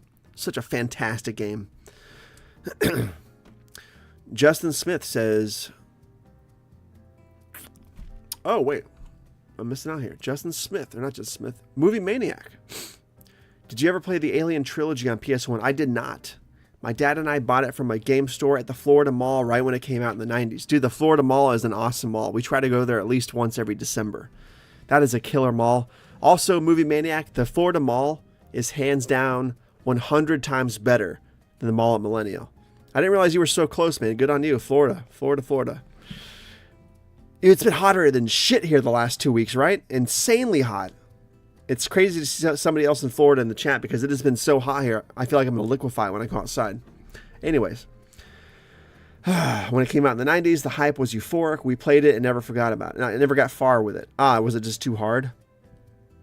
But the memories alone, buying it in the 90s looking mall, and the memory of taking it home from the electronics boutique is all worth it. It is. Electronics boutique, man. There's an acid flashback. That is an acid flashback right there, man, for sure. Justin Smith says, the roller skating rink I always went to as a kid had the TMNT arcade, Street Fighter 2, and Radmobile. We had an awesome roller skating rink as well back in the 90s. We had... I don't remember all the video games it had because I didn't spend too much time in that roller skates arcade, but they had the Metal Slug arcade, which you never saw anywhere. It was insane, dude. I forgot which Metal Slug it was, but it was a fantastic, big arcade. It was awesome. Justin Smith, I actually never played this game as a kid. Well, you should play it now, Justin. Seek it out and play it. It is an awesome, awesome, awesome game. Justin Smith says, beat 'em ups were so great in the 90s. They really were, dude. Streets of Rage, Pirates of Darkwater, the Spider-Man games were beat 'em up games. Turtles in Time. Turtles in Times was a beat 'em up game. I mean, you just can't get better than that, man. Robert McLean says, have you ever seen Extra, acid trip of a film with a gnarly alien? See, I don't know if I've ever seen that. I feel like I've talked about that movie with the guys in either Unita or Planet Dirty. But I don't know if I've ever actually seen Extra. Let me look this up real quick. Let's look it up together. Oh, this thing's awesome. There we go. Extra. Oh, look at that. That's sweet. That's not the alien, is it? I remember the poster. I remember seeing this VHS. I remember seeing this somewhere. It's freaky looking though, man. Extra. Oh, so there was a bunch of Extra movies. That's cool. Extra. I feel like I have not seen this. Is this Extra right here? Yeah, I guess it is. See, it looks familiar, but I can't tell you if I've actually seen the film or if I've just seen this clip around so much. You know what I mean? But I've heard it's good. I have heard it's good. Joe Jack says, you ever play Alien Syndrome? The cover art is a ripoff of Aliens. It's an overhead shooter like Contra. I have not. At least I don't think I have. Justin Smith says, do you remember the Cadillacs and Dinosaurs Beat 'em Up arcade? I don't think so. Dinosaur boom was around. There was a heavy dinosaur boom in the 90s too, even before Jurassic Park. All right, Justin, you're making me go back to Google. I have to look this up now. Cadillacs and Dinosaurs Beat 'em Up arcade. What is that? Cadillacs and Dinosaurs Beat 'em Up game. What? All right, guys, look at this. Look at this insanity. Look at this insanity that Justin has me going through. Cadillacs and Dude, this looks bonkers. Why have I not played this game? Was this on SNES, Justin, or no? I mean, it looks 16-bit. Cadillacs and Dinosaurs. What the hell? See, that right there, that looks familiar. But I can't tell you that I played this game. Of course it's Capcom. Sweet, man. I might have to ROM this out. Emulate this for sure. Yeah, crazy, man. Oh, Creasefold with a $2 super chat. Hey, thanks, Creasefold. I appreciate that, man. How are you? How are you this evening? I think that deserves a floating island. What is this? A floating island? Yeah, thank you for that, Creasefold. Very appreciative, man. Very appreciative. Where were we at? We were at the Justin Smith. It's awesome. It was only an arcade. Oh, okay, that makes sense. It looks cool, though, man. I might have to try and emulate that if I can. The Movie Maniac says, yes, the Alien trilogy was challenging, at least at the time. Couldn't figure out where to go. Murky level design at the time. In the 90s, it was hard to figure out without internet. Amen. The Movie Maniac says, yeah, a lot of hot as fuck in Florida lately. Yes, absolutely. Going for a 5-minute walk will leave me in a puddle of sweat. Absolutely. Doing yard work is like you're messing around with heart attack territory. Like 2 or 3 weeks ago, I have an acre of land across the street. And 2 or 3 weeks ago, I was outside doing the yard work. I hadn't cut that lot in a long time because I'd gotten sick, so I sort of got off. And you know, in summertime, if you don't do the grass like once a week or at least once every 2 weeks, it gets out of control and it gets really, really hard to cut and weed whack and trim and manage after that point. So you really have to keep up on it in summertime, especially if it rains a lot. It's been raining a lot here on the east coast of the state. So a couple weeks ago, I was out there for like 4 or 5 hours doing the front yard, trimming trees, mowing, both on the riding lawnmower and the regular lawnmower, weed whacking, all that kind of stuff. Oh, I hear a rocket going up. I hear the rumble. Anyways, and like I started getting really weird cold sweats. My heart was racing. I couldn't get enough to drink. It was just insane. I had to sit down a bunch of times. I was out of breath. My heart wouldn't stop racing. I started getting weird pains in my left arm. I don't think it was heart attack. I think it was me psyching myself out. I think I was near heat stroke level because it was so hot that day. There was no wind. I was just in a furnace. And like, no matter what I drank, I was just sweating it out too fast. It was a bad situation, but obviously I'm still alive, or at least I think I'm alive. Maybe I'm a ghost sitting here talking to you people, but, yeah, Florida heat's no joke, man, especially now that I'm 36. Like as you know, a couple years ago, I was like, oh, I love the heat. I love the weather. But now I'm having sort of a problem with it. My fiance's in the chat. Shanna, FYI, there's a rocket. Yes, thank you. I hear it right now. It freaked me out at first, but I'm assuming you're outside watching it. One of these days I'll pull the stream outside to show you guys, but I can't really do that here unless I like rip the whole computer out of the wall and take it with me, which I can't do because obvious reasons. Anyways, Creasefold says, good, my man, good. Excellent, Creasefold. Nice to hear it. Again, thank you for the super chat. John O'Banion says, D&D arcade game was my favorite arcade side-scroller. Was that a Dungeons & Dragons? I have not played that, John. I have not played that. I don't remember that in my Tilt arcade either. Phantom Films. What's up, Phantom? I was mowing the lawn. It only took me about 10 to 15 minutes. We have a big yard, and damn, did it feel like I was risking a heat stroke. Absolutely. Phantom, are you in Florida too? The Movie Maniac says, yeah, man, definitely be careful doing yard work right now. Got to have 1 to 2 liters of water per day. Yes. It's been bad, man. I swear to God, it's been crazy bad. Justin Smith says, I only got heat stroke once at my first Ozfest. Wow. I remember my first Ozfest, 2001, West Palm Beach, Florida. And I remember people getting taken out in stretchers. I think one guy actually died that day. But yeah, man, heat stroke's no joke. Heat stroke is no joke.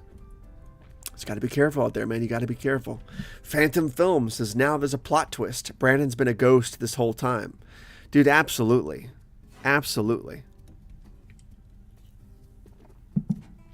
Phantom Films says, now I'm in Tennessee. Oof. Yeah, it's still hot there, man. Gets hot as hell here come summer. I believe it. I have family there, and they say the heat's really bad there during summer. Real bad. Real bad, man. Cadillacs and dinosaurs. I'm really going to have to look that up. That's awesome. That's hilarious. So, you know, with that said, I want to show you guys something. I have some, if you guys will indulge me for the next 30 minutes or so, and round this out at a 2-hour show or so, I have a bunch of magazines and comic books of the Alien franchise that I would like to show off, because I think we've covered Romulus enough. What do you guys think? Does anybody have any thoughts or questions or comments about Alien Romulus in the chat? Please let me know. We don't have to skip any kind of topic just because I'm moving on to something else. Here we go with Robert right here. Robert McLean. The most claustrophobic film I've ever seen is an alien film called Crawl or Die. I have not heard of it or seen it. Low budget, but the shots of this woman wedging through the tighter and tighter spaces will make you freak out. I have a big problem with with claustrophobia in real life and on movies. That's why the Descent was so hard to watch back in the day, and it's hard to watch now. But I will check that out, Robert. I will check that out. Is it on Blu-ray? Do you know if it's on Blu-ray or not? Justin Smith says, yep, 2001 was my first Ozfest. I still have the set list sheet from that show. Awesome. That was a killer show, man. Killer show. Shanna Ammon says, landing on a drone ship, so there shouldn't be a sonic boom. Oh, that kind of sucks, because the chat probably would have heard the sonic boom.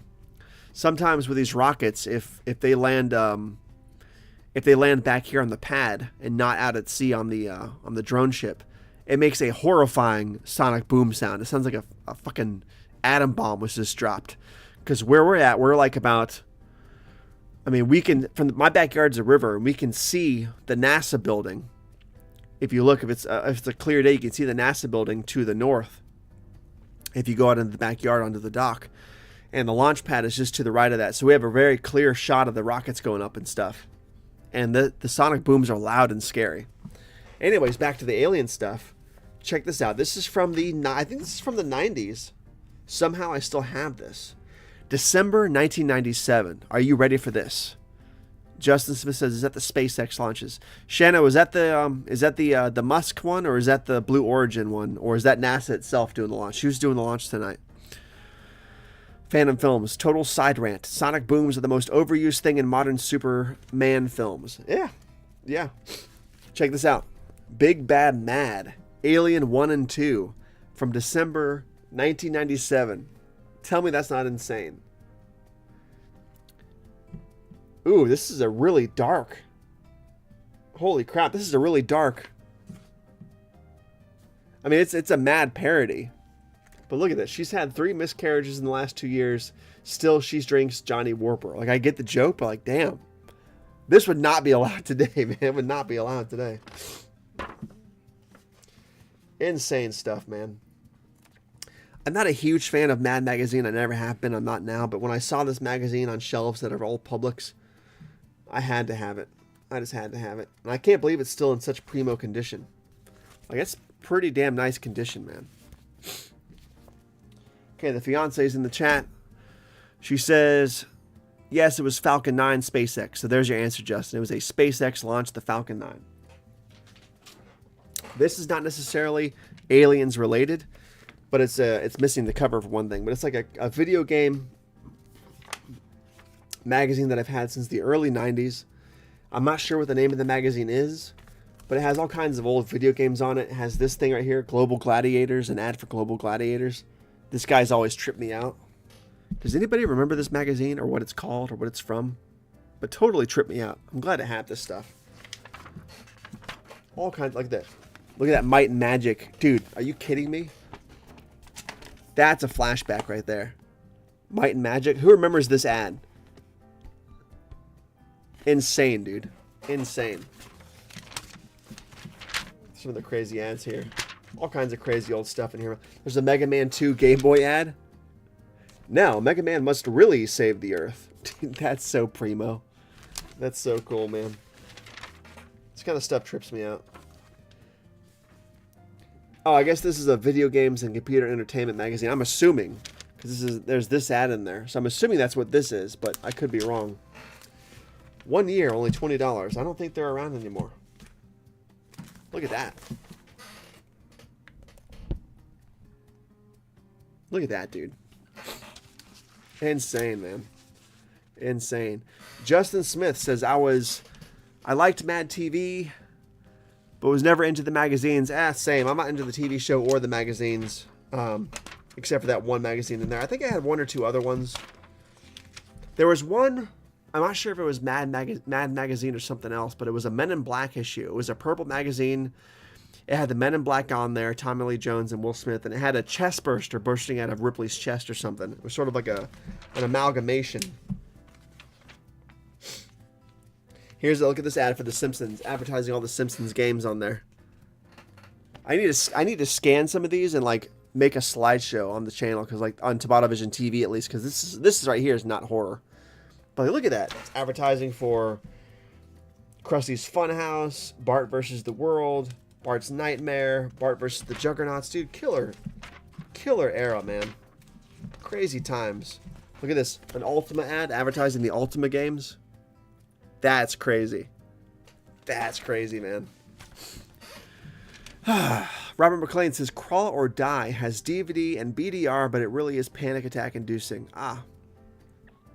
Phantom Films says, saw Insidious The Red Door the other day, and I can officially say an Insidious film made me get an emotional and cry. I'm glad you liked it, Phantom. I'm glad you liked it. I've heard good and bad things about that movie. It's sort of been a very split camp. I'm sort of off the boat. I've only seen Insidious 1 and 2. I haven't seen 3 or 4, and I wasn't a big fan of 2. So I'm really sort of divorced from that franchise, but I'm curious about it. I need to go and rewatch those movies. Look at this, an ad for Super Bowling on the SNES. That's a flashback right there. That is an absolute flashback right there. Absolute flashback. I know you guys remember this, especially the old school cats in the chat. Look at that. Remember that thing? That artwork right there? That's a flashback, man. That is a flashback. Justin Smith says, I still have all those video game guides, Electronic Boutique, tried to sell you with it. Nice. Excellent. That's awesome. That's hardcore, man. The Movie Maniac says, I loved Virtual Bart when I was a kid. You know what's funny? I still love that game, and my daughter Isabella, we have a Raspberry Pi, like I said, so I have all my SNES games loaded onto it. My ROMs, at least. And Virtual Bart is a game that we both love playing. She loves playing the Baby Bart section, which is hard as hell. She loves the Pig section, which is also hard as hell. And she loves the tomato/egg throwing segment, which is hard as hell. So, cool little tidbit of trivia right there for you. Or, I guess, information on Virtual Bart. Killer game. Poor design, poorly made, but the game is too fun to not like. It's too fun to not like. This game is tripping me out. Or this magazine is tripping me out. Look, speaking of Mortal Kombat, here's some old Mortal Kombat artwork from the first game. How well you guys can see that. Look at that trippy stuff. Insane, man. I'll have to go through this once, in close-up and show you guys everything. But yeah, just weird stuff. Very strange stuff. Very, very, very strange stuff. All right.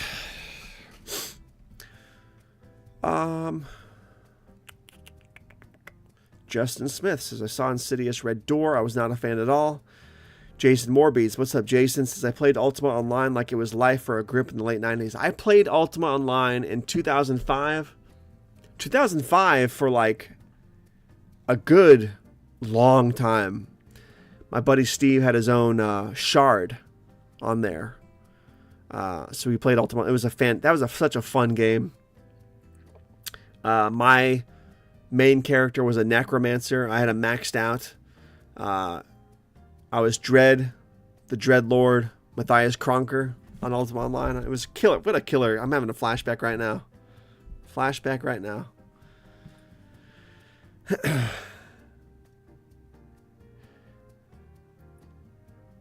John O'Banian says, that's what it is, John. You're right. Monster Bash magazine. I have that somewhere still in my bedroom. I got to dig that out for the next show if I can.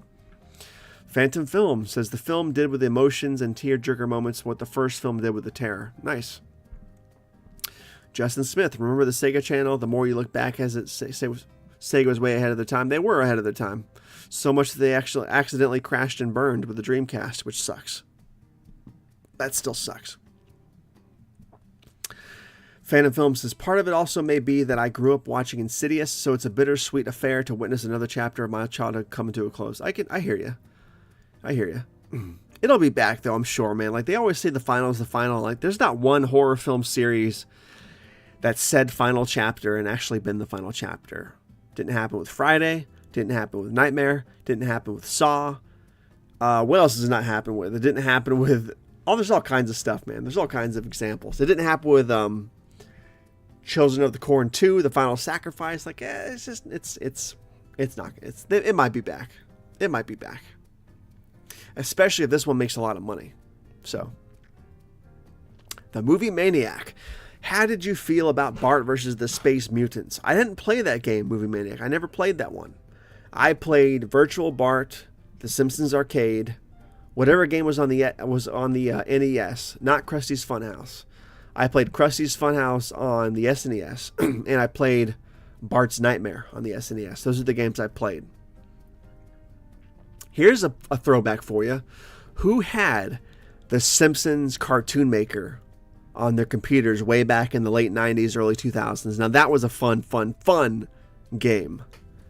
I need to figure out how to play that game and make a whole video on that, because that was dude, my friend Dave and I, we made so many cartoons with that thing, stayed up all night for plenty of summer nights back in the day making cartoons of the Simpsons with that thing. Justin Smith says the Dreamcast was an awesome console. The game pirating killed that console. Robert McLean says, have you seen Metamorphosis, The Alien Factor? Amazing film with great practical effects. I have not. Robert, I'm killing you tonight, man. Everything you're listening, I just haven't seen. I apologize. But no, I have not seen that. At least I don't think I have. Do you guys want to see, because we're getting to 12:15, so another 15-20 minutes or so, and I think we'll be good. But you guys want to see something crazy? It's my Aliens comic book collection. At least what remains of my Aliens comic book collection. Both what remains of it and the new editions I've been buying. Obviously, I already showed you guys the Alien Resurrection comics I got recently. I already showed you guys those, which are, if you're in the chat and you weren't here before, I already showed these off. Alien Resurrection 1 and 2. Very cool. But I will show off these now. This is my entire Alien collection as of now, both from childhood and from more recently, because I'm trying to buy everything again. Aliens Earth War, number 1 of 4. Earth War, number 2 of 4. Look at that artwork, dude. 2 copies of Aliens Earth War, number 3 of 4. This is one of my favorite pieces of Alien artwork. Like, look at that. So I have 2 copies of that. Totally sick. And yes, I realize that I need new boards and bags for all these, because I can't just have these out in the open. I need to order a stock full of boards and bags for these things, because I can't. This is bothering my OCD having them out naked like this in the wind, but it's not my fault. It's how they came. And I have Aliens Earth War 4 of 4. So I had the total Earth War sub-story right here. Look at that artwork, dude. Insane. Very happy to own that. Very happy to own that little tiny sub-collection. Very happy about that. I'm very stoked about this. Alien 3, the comic. 1 of 3. And there's another Alien 3 comic in there, so I'm going to sell it there. Check this out. Who remembers the Aliens genocide story from way back in the day? Well, I now own the complete 4 comic book story. Aliens genocide number 1. Killer, iconic Aliens artwork. Absolutely iconic. Genocide 2 of 4. 3 of 4. And completing the Genocide collection, 4 of 4. Tell me that's not absolutely insane, man. Absolutely insane, dude. But we're not done yet. We are not done. I have this random Aliens comic. It says 4 of 6. I'm not sure which run this was. It might have been the original Aliens run. I'm not sure. Aliens number 4 of 6. I got this one recently at a comic book shop. I saw it there and I picked it up because I've never owned it before. I also have Aliens number 5 of 6. So I have 4 and 5 of 6. Very weird artwork on it. Very cool. Very old school. Roach Mill in the back. Look at the ad for Roach Mill, dude. Absolutely bonkers, man. Absolutely bonkers. I have this coverless Alien comic from back in the day. I don't know what Alien comic this was, but it's missing a cover. Whatever it is. But I have it. I still have it. I have Aliens Havoc right here. Aliens Havoc, number 1 of 2. So I only have this one. I remember that being a very weird comic. I have Aliens Earth Angel, which I think is just this one-off, because it doesn't have 1 of 2 or anything. It just says Aliens Earth Angel at the top. It's not like 1 of 2 or anything like that. I think this is just a one-off. Entirely just a one-off. Very cool, though. Very cool artwork.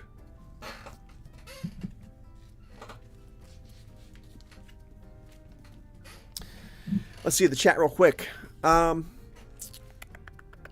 Justin Smith says, I never had that, but I had a Beavis and Butthead game on the PC. I remember the Beavis and Butthead game for SNES was killer, by the way. At first, the one they did back in the 80s. Nice. Movie Maniac says, I had the Alien 3 comic, Dark Horse, right? Let's see. I think it was. Yep, Dark Horse. I think they pretty much all were. Yeah, they pretty much all were Dark Horse at the time. Justin Smith says, you need to track down the other issues now. I know, for real. I have 1 or 2 other ones in here from Alien 3. They're just mixed up, I guess. But I do have a couple. I don't think I have all 3 of them, though. This is 1 of 3. Phantom Film says, seeing all these really makes me want to go back into collecting comics. Dude, I love it. The Aliens comics and Swamp Thing comics are 2 of my greatest pastimes. I just love it. I love it. Aliens Stronghold, 3 of 4. Look at that, man. The alien smoking the cigar. This is an iconic image. This was always on the top shelf of one of the most prominent comic book shops here where I live back in the day. They always had this on the top left shelf when you walked in the door. And it was always this image just staring me in the face. I have such fond memories about that stuff, man. It blows my mind. Aliens Pig, I think it's just a one-off too. This is a one-off. Aliens Pig. They had some weird stuff going on, man. Weird stuff. Aliens Rogue, 1 of 4. This is the only Rogue issue I have, and I have not yet read it. I got this at a comic book shop like a month or 2 ago. Mondo Heat. I also bought this at a comic book shop recently. I had this when I was a kid, I think. I'm pretty sure I had this because the cover art looks so familiar. But yeah, that's this is Mondo Heat. I think it's also a one-off, because I don't see any like numbers up here. It's just Mondo Heat. It says right here, Aliens Mondo Heat. I think it's a one-off. There were so many little sub-stories going on within the Alien universe at the time. It was so cool. What a rich time to be a comic book fan. Aliens Labyrinth, 1 of 4. I want to collect all these because I love the artwork in it. The artwork style is so old school, yet so detailed. It's amazing, man. Just amazing stuff. Oh, look at that Star Wars ad in here. Star Wars Dark Empire. Look at that. That's killer. That's killer, man. Alien vs. Predator, number 4. I'm assuming this is the original Alien vs. Predator run. Number 4, though. This, too, is one of those iconic comic book Aliens art, if you will. Like, this was everywhere, too, back in the day, if you guys remember. I have 2 copies, or 2 issues of Aliens vs. Predator War. I have 1 of 4 and 4 of 4. Had both these when I was a kid as well, but I don't have 2 or 3. I need to get issues 2 and 3 to complete this little subset of the Alien vs. Predator conflict, if you will. I have 2 of these. Alien vs. Predator, 3 of 6 and 1 of 6. So I have 1 and 3 of 6. Wasn't a huge fan of these back in the day. I think they were kind of just another run-of-the-mill story. Not a huge fan, but cool to have. AVP Duel, 2 of 2. I need 1 of 2. There's the iconic Predalien and the cocooned corpse of the Predator. Very, very, very cool. Oh, dude, check out this X-Files ad on the back of this magazine, though. Look at that. Look at that shit. It's the Fluke Man from the episode The Host. I guess it's like a statue. Very cool. Very, very cool. Oh, man, check it out. Look. Here it is. This is, oh, man. Islander Cards and Comics. North Courtney. This is the phone number. Dude, that's insane. There it is. Comic shop hasn't been in existence for years and years and years. 1 of 12. Aliens, Predator, the deadliest of the species. Very cool cover. It's almost 3D because it has like the raised, beveled artwork on it. But yeah, 1 of 12. Very good condition. I don't remember reading. I don't think I've read this yet. Let me catch up on the chat real quick.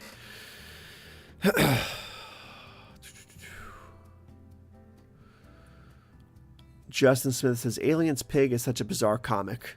Phantom Film says, if they got comic book artists to do modern movie posters, they would finally be wall-worthy again. They would, dude. Just check this out. Superman Aliens. I think this is a one-off too. Straight from the 90s. What a bizarre comic. Bizarre, man. Absolutely bizarre. It ended with Superman being cocooned. Crazy stuff, man. The 90s were a crazy time, I'm telling you. Predator, Strange Rue. I think this was a one-off too. One comic little thing. One issue little thing. Really cool artwork though. Really, really different artwork. Like, very, very different. This might have been like the birth of Photoshop artwork. You know what I mean? It might have been the birth of that. But, yeah. Good stuff, dude. Good stuff. Now we're into more of the Predator stuff. Like Predator Bad Blood.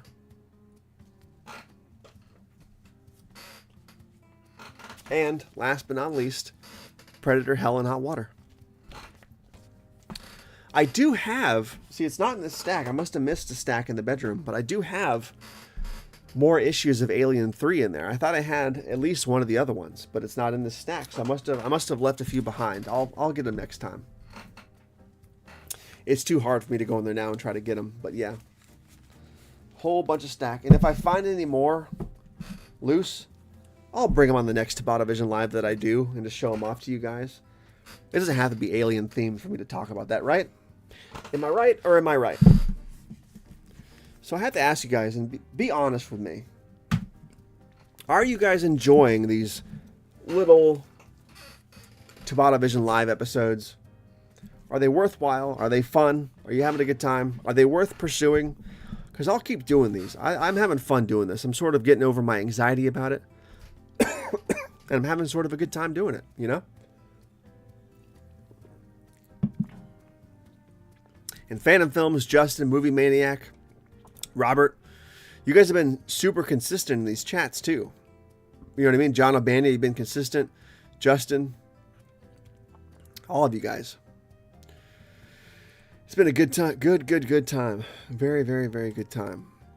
I really want to do, I think, because I have my bootleg Halloween Deluxe Supercut edit coming back onto Mega Drive soon, or Mega.com, excuse me. I'm going to have that available to download soon. I'm never going to put it on Blu-ray, at least to sell, because I don't believe in selling bootlegs. If you do, that's your business, but I'm never going to sell bootlegs. But I'm at least going to get it out there for free sharing again soon. So I'm excited to get that out to you guys. I might do a whole stream on that and just like talk about Halloween Deluxe and what I did, how I did it, that kind of stuff. I really want to do a stream about zombies.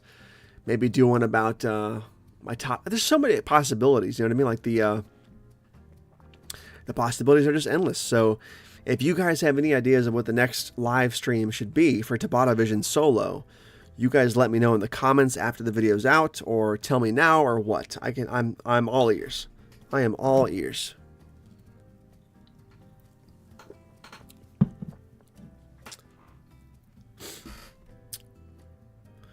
Justin Smith says, yeah, I had a weird comic book shop mashups in the 90s. I have Batman and Spider-Man. Oh, cool. Very cool. Back when DC and Marvel got along. Exactly. People today would not believe us that that kind of stuff actually happened. They just wouldn't believe it.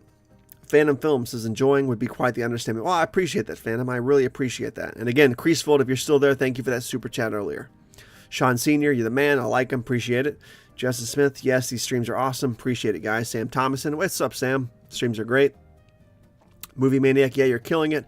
Also, you're averaging around 18 to 20 people watching, which is really good, and you can definitely build it up from there doing more streams. Excellent. Like to hear it. Phantom Films should definitely cover the zombie films at some point. Ooh, I could definitely cover the zombie films at some point. John O'Bannon, love the live shows. Keep it up. Thanks, guys. Appreciate it. You're scratching the ego a little bit. You're scratching the ego. I'm really mad that I left the other Alien 3 comics out of here, man, because I know I have a couple more, and if I lost those, I'm going to be pissed. But I have them somewhere. I promise. promise I have them somewhere. Oh, man. Oh, God. I am not looking forward to this work week. I'll tell you that. Start the fun all over again. But we have some good stuff coming out. Again, let me remind you guys that sooner than later, I have the this video coming out, which is the What I Want from Alien Romulus video. And then at some point soon, I'm going to have my concept music for the Alien Romulus theme coming out. That'll be cool. And if you indulge me for a second, me and Christian have a new Planet Dirty coming out on Tuesday, the 11th. On Tuesday, the 11th, which is 10:30 at night Eastern, but 9:30 if you're Central. And it is called the George Romero Memorial Ovaltine Meet and Greet Show. So we're going to chat about movies, as always, talk about George Romero films. I'm obviously going to obsess over Day of the Dead and Diary of the Dead, and we're going to drink some Ovaltine. So it's going to be like the Tang episode. Oh, here, let me type in my... I always got to type this on the videos, guys. It's my trademark now. I'm naked. Dot. There we go. I want all of you to head over to this video and type "I am also naked" in the chat. Let's get a good naked theme going here. Let's do it. So yeah, this will be a fun show. That's Tuesday, and the other video is not scheduled yet. But Friday night, we're going to be doing a different episode of Planet Dirty called the Cosmic Brownie and Cosmic Horror Show. And it's going to be a blast, man. I'm excited about that show a lot, too. So 2 Planet Dirties this week. I'm very stoked about it. It's going to be me and Christian, I think. Just us, I think, on Tuesday. There might be guests. Who knows? I'm not really sure. Sometimes he surprises me. Either way, fun. But we will have 2 guests for sure on Friday's show. So that'll be... I'm stoked about that, dude. I'm stoked about that. That'll be a very, very good time. Very, very good time. Justin Smith says, have you read all the Alien comics? No, I have not, unfortunately. There's so many to choose from. There's still more being made right now. Like, they just came out with the new Alien comics. A whole new series. So, no, I have not read all the comics. I haven't even read all the ones I own. I would like to, but I haven't. Phantom Films says, side note, I got around to watching Zombie 4 and God Living After Death has been stuck in my head. Yes. That is a great song, and Zombie 4... aka After Death, it's not really a zombie movie, is a killer zombie flick, man. That's a killer zombie flick. The zombies of that film are more like zombies of Pet Sematary or Return of the Living Dead than they are regular zombie films, zombies. So they're really smart. They're really it's I can go on and on about Zombie 4 and how much I love that movie. I need to do a video essay on Zombie 4 for sure. That's a great fuck. If you haven't seen After Death, aka Zombie 4, you guys need to see that movie. It's way better than Zombie 3. It's not better than Zombie 2, obviously, but it's way better than Zombie 3, and Zombie 4 is just insane to me. It's absolutely insane. Justin Smith says, Ovaltine on Tuesday. You are absolutely right. And I got the malt. I got my malt Ovaltine. Absolutely. Justin Smith says, George Romero is buried not too far from where. At least you go do a video of his grave. Pay respects, do a respectful video. That would be very cool. The Movie Maniac. I hope we get Romero's final Dead movie. Road of the Dead, it's called, I think. Word is they're finishing his script. Was almost done with it. Twilight of the Dead is the title. I thought it was called Road of the Dead.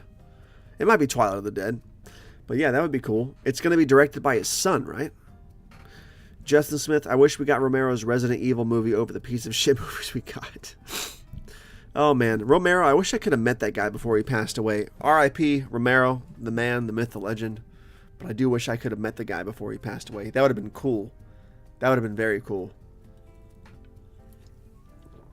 But what can you do?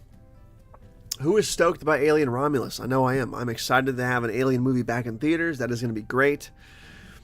And when you think about it, it's only really a year away. It's August. So it's basically 13 months from now, we're going to be sitting our asses in theaters watching a new Alien movie. So I'm hoping that if it's going theatrical and it's coming out in August, that means the studios are backing the film in a big way. They believe in the film. They're excited about the film. They believe in the film to push it theatrically, give it a big marketing budget. I hope they give it a big marketing budget. And I'm hoping with that said, since they are pushing it theatrically, hopefully in like maybe this December, maybe even Halloween, we have like a teaser trailer or at least a teaser of a teaser. But I'm hoping that at least during Super Bowl halftime or during the Super Bowl, we get the first official teaser on TV screens. I think that would be very cool. I think it'll be a Super Bowl event when they show that first trailer. That'll be insane. Absolutely insane. Phantom Films, George is one of the greatest of them all, so I wish I could, yeah, same.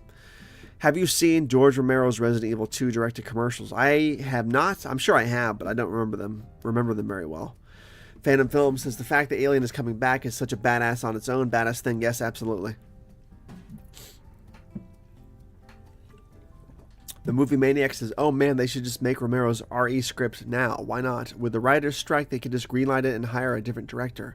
It would reignite faith in the RE movie franchise. I'm not a huge proponent of the Resident Evil franchise. I haven't seen the final chapter, and I haven't seen that weird Welcome to Raccoon City Raccoon City movie that came out a year or two ago either. I haven't seen those at all. Also, Brandon, are you excited about the new Exorcist? Not at all. Not at all. And that's all I'll say on The Exorcist right now, because I can get into a 2-hour rant about that film.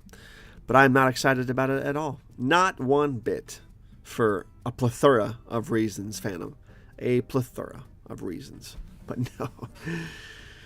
Not excited at all. The only thing left this year that I'm excited about, and I think I covered this last stream, is Saw X, Saw 10, and Ghostbusters 4, unless that gets pushed back. Those are the two things I'm excited about. Pretty much it.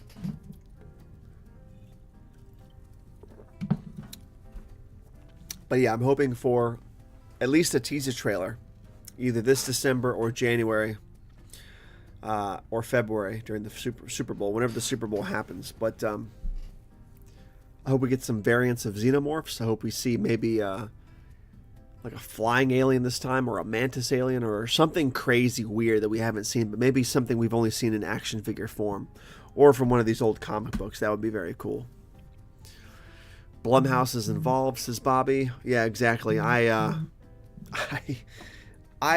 cannot stand Blumhouse, dude. I just can't stand it. I think Blumhouse is I don't want to say they're bad. I liked Halloween Kills a lot. I loved it. I'm lukewarm. I should say I'm lukewarm at best on most of the films I've seen by them. I'm not a huge proponent of those films. There's something very watered down about them. Phantom Films is a film from writer George Romero on the top of the poster. In this day and age, it's something that would definitely get some proper theater hype going again. Yeah, maybe. Maybe. Movie Maniac says, I'm so pumped for GB4, Ghostbusters 4. A little cautious about some casting announcements made recently, but I'm excited nonetheless. So glad it's back in New York. Absolutely. Absolutely. And hopefully our man, Ernie Hudson, gets some more screen time than he did in the first two Ghostbusters, because that guy is a kick-ass character, and I think he's sort of taking the reins on leading the group now. That's what it seems like it's going, judging by the end of Afterlife.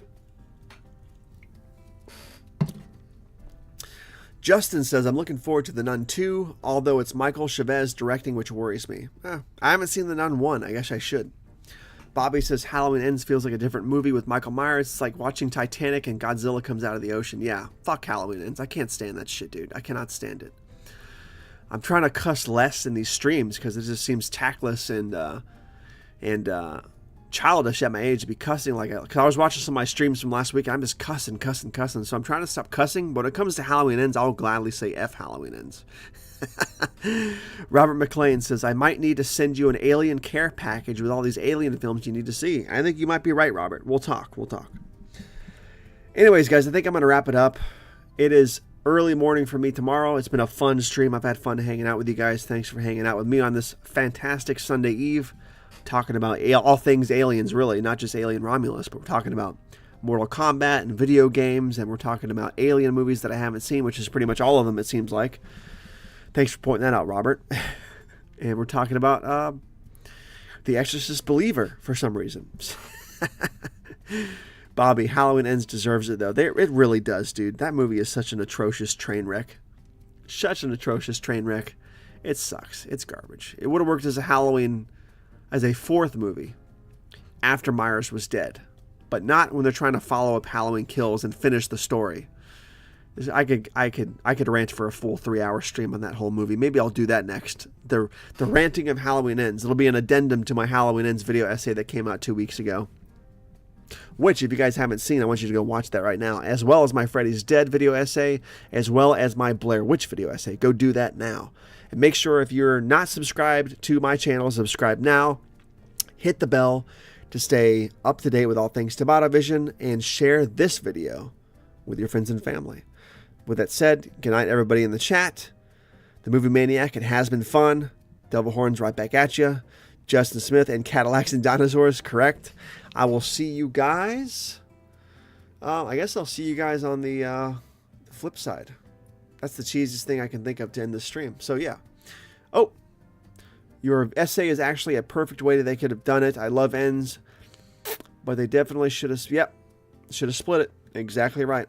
Anyways, I will see you guys next time. Happy Sunday. Happy weekend. Have a good week. I will see you.